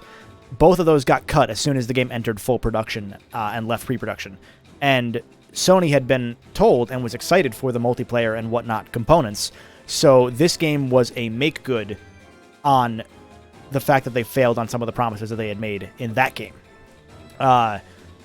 Which were only ever made behind the scenes, but Sony needed something to push for marketing or whatever you want to go with. And this was their PSN-only game to do that. And this was simultaneously meant to be a way to speed up the development of Crack in Time for when that game came. Rather than doing a pre-production cycle, they would just lump that into this game's development, and this would be the pre-production of the next game. Which was a cool idea that did not work. And so Crack in Time was made in 9 months, which is not enough time to make a game. Let alone a game that looks as good as that game does, and changes as many things as that game does. But they did it. So that's part of why I think Talwyn is not in Crack in Time, is because they had so little time that they had to drop so many plot threads. Like, that's why you never find out what happened to Max Apogee, except in a radio dialogue, because they knew fans would ask, and they lumped in the Angela fix and just kind of shoved it together at the same time. Didn't they also... So they gave the whereabouts of Angela, but didn't they also try to retcon her even being a Lombax? And No. And like all of the fans were like, nah, we're not doing that. People got mad about it, but so she is a Lombax. They just went with, in the lore, of being a shitty radio host in a galaxy that hasn't seen Lombaxes in 25 years. There was misinformation that female Lombaxes did not have tails. That's the way that they went with it, which makes sense then that we have the new female Lombax that has a tail, because they got the info wrong. So is that like a retcon of a retcon then? It's not really a retcon because it's all in universe. It makes sense that right, but I feel like the intention behind it at the time was to say in Up Your Arsenal there's a cut dialogue with the Clank's girlfriend Infobot girl. She was going to be in the game, and she mentions that Angela is a Lombax. She was always a Lombax. They didn't talk about her because like it wasn't it was more like a, hey, this isn't really super plot relevant to this game and it kind of fucks our narrative. They blew their wad early on the PS2 when they didn't know what they were doing because an animator wrote that game. So they just kind of said, hey, we're going to ignore Angela, and then fans got mad because fans be fans, understandably. So then they wrote in the fix into Kraken Times radio stuff just to try and get it out of the way and say, please, we understand. We knew. We've always known. Just shut up. So I do have a question. So I don't know what Tools is, and at this point I'm kind of afraid Tools to of ask, Destruction. but I'm going to ask anyway. the first PS3 game. Yeah. Ratchet and Clank Tools of Destruction. Okay, Yeah. thank you. Yeah. That was another thing. Mr. King Jacob, that was the reason that they didn't bring her back for 3. Was that apparently she had gone through several different actors, first off, and that they had struggled writing her the whole way through the game, and they finally settled on one that they liked, but it was so much pain to do it. So they didn't want to bring her back and have to deal with that. So they just said, we're not going to reference her again because she was such a pain in the ass character to get right for whatever reason that was. Probably because it wasn't a writer. But, games didn't have writers back then. Oh, yeah, no, there is no New Game Plus whatsoever. Holy shit. It just didn't have writers. It's like, I think you said that earlier, so you're like, I'm going to show the New Game Plus. I'm like, wait. No, I thought there was a way to load your game as it was, but there's not at all. I thought there was a way, like it wasn't challenge mode, but it was the same game again. No, that's just the game. So that was Quest for Booty. That was, let me see exactly. I mean, we streamed for so far 2 hours and 47 minutes. The first half hour was me talking. So this game is 2 hours long. Jesus, man! Oh, holy shit! Did you play on normal or hard? I played on normal. Okay, yeah, because I do think I think it is 4 hours if you play on hard. Because I think I'm sure if you die a bunch, but it's not. The fucking enemy sponges aren't really. I don't really count that. Out of 2, what rating would you give this game? On a scale of 1 to 2, I would give it a 1. And would you rank it the second or third best Ghost of Tsushima game? Third. It was so this run through was 2 hours and 10 minutes ish. Which, to be fair, I beat Deadlocked in 5.5, and I'm gonna beat Kraken Time in like 4. So hey, that game was 4 times the price. That's fair. So it was a story first, development trouble second, ditch half the story last kind of game. Yeah, that was pretty much. Kraken Time was seems like a disaster from a development perspective, which is funny because I was just saying that they at the start of the stream that they learned, or they were trying to learn how to better manage the project, and it just didn't happen at any point. But I think there's a reason we've only seen one Ratchet game on the PS4 era, and it's because I think they've given up on managing so many projects at once to some extent. Like, they're still doing it, but it's not nearly... They were still prolific during that whole generation. Yeah, I mean, they still made Spider-Man, they still made a bunch of VR games, but, I mean, they went from, multiple games a year to averaging less than one a year, which is a pretty big drop for them, even still. I think they were still doing at least one every 2, because I think Sunset was 2014. Sunset was 2014, Ratchet was 2016, Spider-Man 2018. Yeah. And now this will be... Yeah. Well, I mean, they had Miles, and now they're going to have Rift Apart. Yeah, so they're kind of almost back to doing it, but I think what we're going to see, my hunch, is that we'll see Rift Apart, and then we're probably going to see like a smaller style game like a Miles Morales for Ratchet, which would come out after Spider-Man 2, or maybe the same year as Spider-Man 2 next year. I don't know. But I got my fingers crossed for Sunset 2. Sony does own the Sunset property now. Yeah, like they so Microsoft Insomniac published the first one, I know. Yeah, they didn't own it, and Insomniac had the IP, so Sony got that when they got Insomniac. So they've had the IP, and then like months later, they got the publishing rights to the first game, I think, as well. So they can. I don't know if they plan on doing it like that, but I think they just have it. I think they've kind of like hinted that they're pretty much focused on, like, they might port it, but they're focused on Spider-Man and Ratchet because, like Glory Box just said, their team is much bigger, but it's actually not that much bigger. I believe that they're at, I don't know what their current company size is. Let me look up. I think it's only 160. Like I would just love to see like an Insomniac collection. Oh no, it's like the rare replay. It's a lot more. They're up to 300 now, but they're also working on AAA games, multiple. So plus their VR games, which they're still supporting because they had that nice Oculus contract. It was like 3 games they had to make, I think, right? Yeah, which they already made them, but they're still supporting them. But they have about 300 employees, which is a lot compared to what they used to have. But it's also a lot more work to go into each of these projects because of just the pure manpower of designing 4K 60 FPS ray tracing games is fucking absurd. Because they already had 100 people working on tools, and that was 2007. They had 70 full-time employees and then 30 that jumped over from Resistance after Resistance ended. So they were kind of half part-time between that and Resistance 2. Plus contractors and a bunch of other people. So they were already working at 100-person teams for each game back in 2007. So I feel like at this point, with how they roll on and off projects, they probably still have like 150, 200 people working on any game at any given point. Between both projects, even though they might have people pulling double duty between both. I don't know how they manage it without much crunch. But again, I won't be surprised if we hear some stuff come out about them down the road that there was crunch that even today we don't know about. That won't surprise me at all.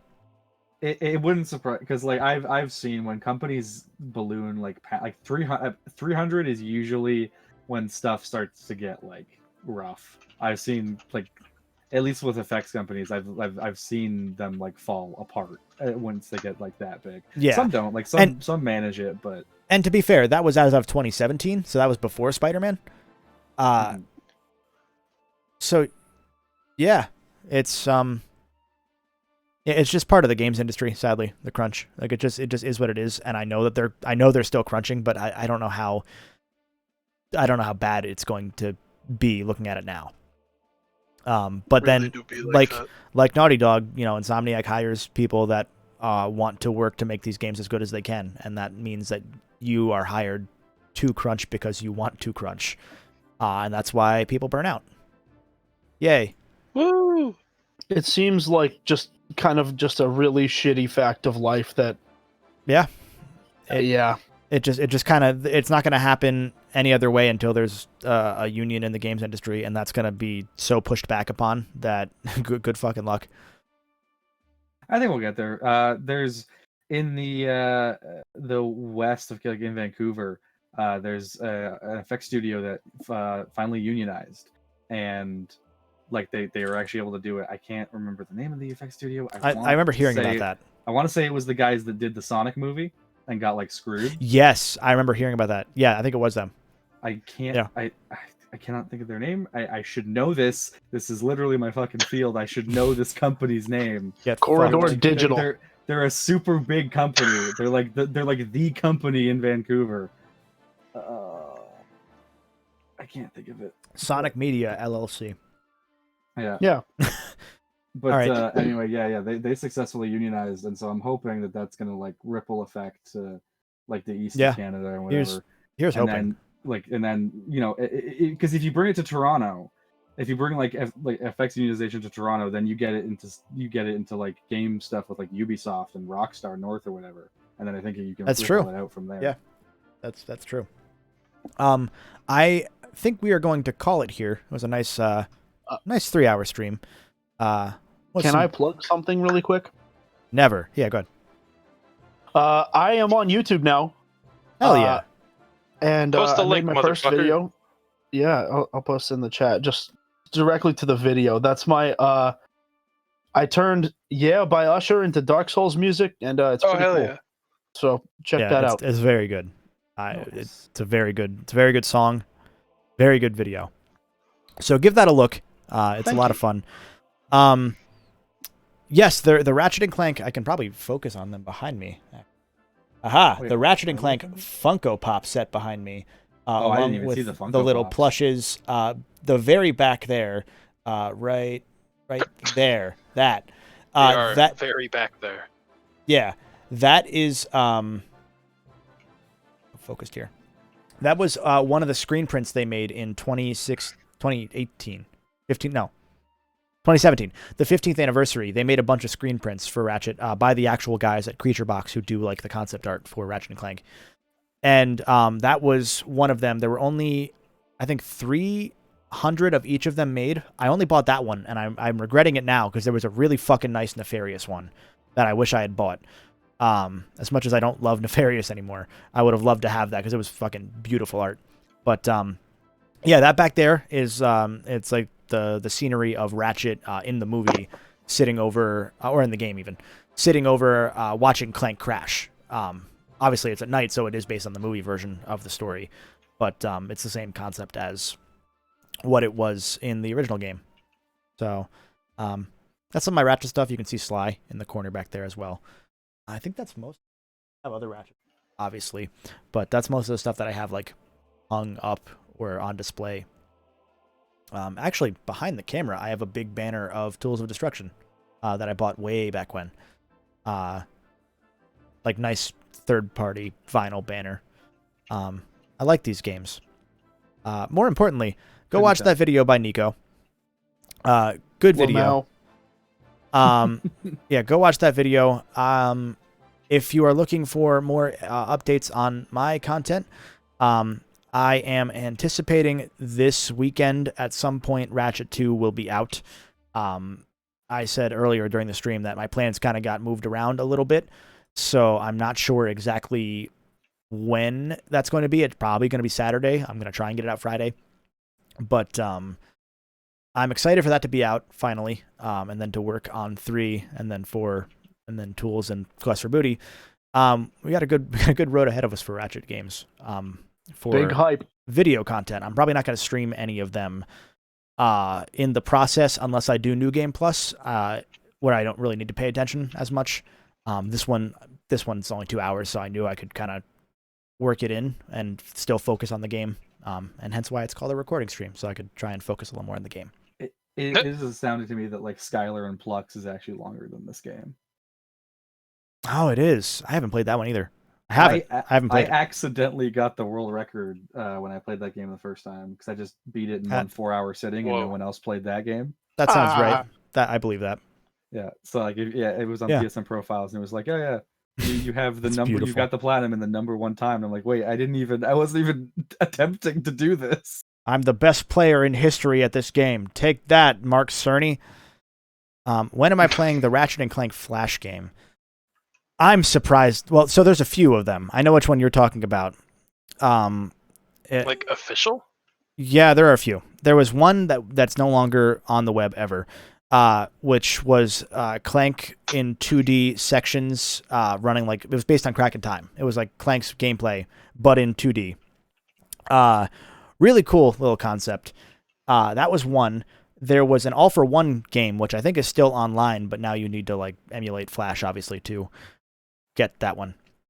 But I think that one still exists. That was a little co-op, like My Blaster Runs Hot kind of game, but in All for One style with 4 players. And then there's one. Let me see if I can find the link to it. It was lost on a demo disc in Sony Europe only, but it exists. I'm gonna post it in chat. It is official. I looked it up. I confirmed this was real. That link right there.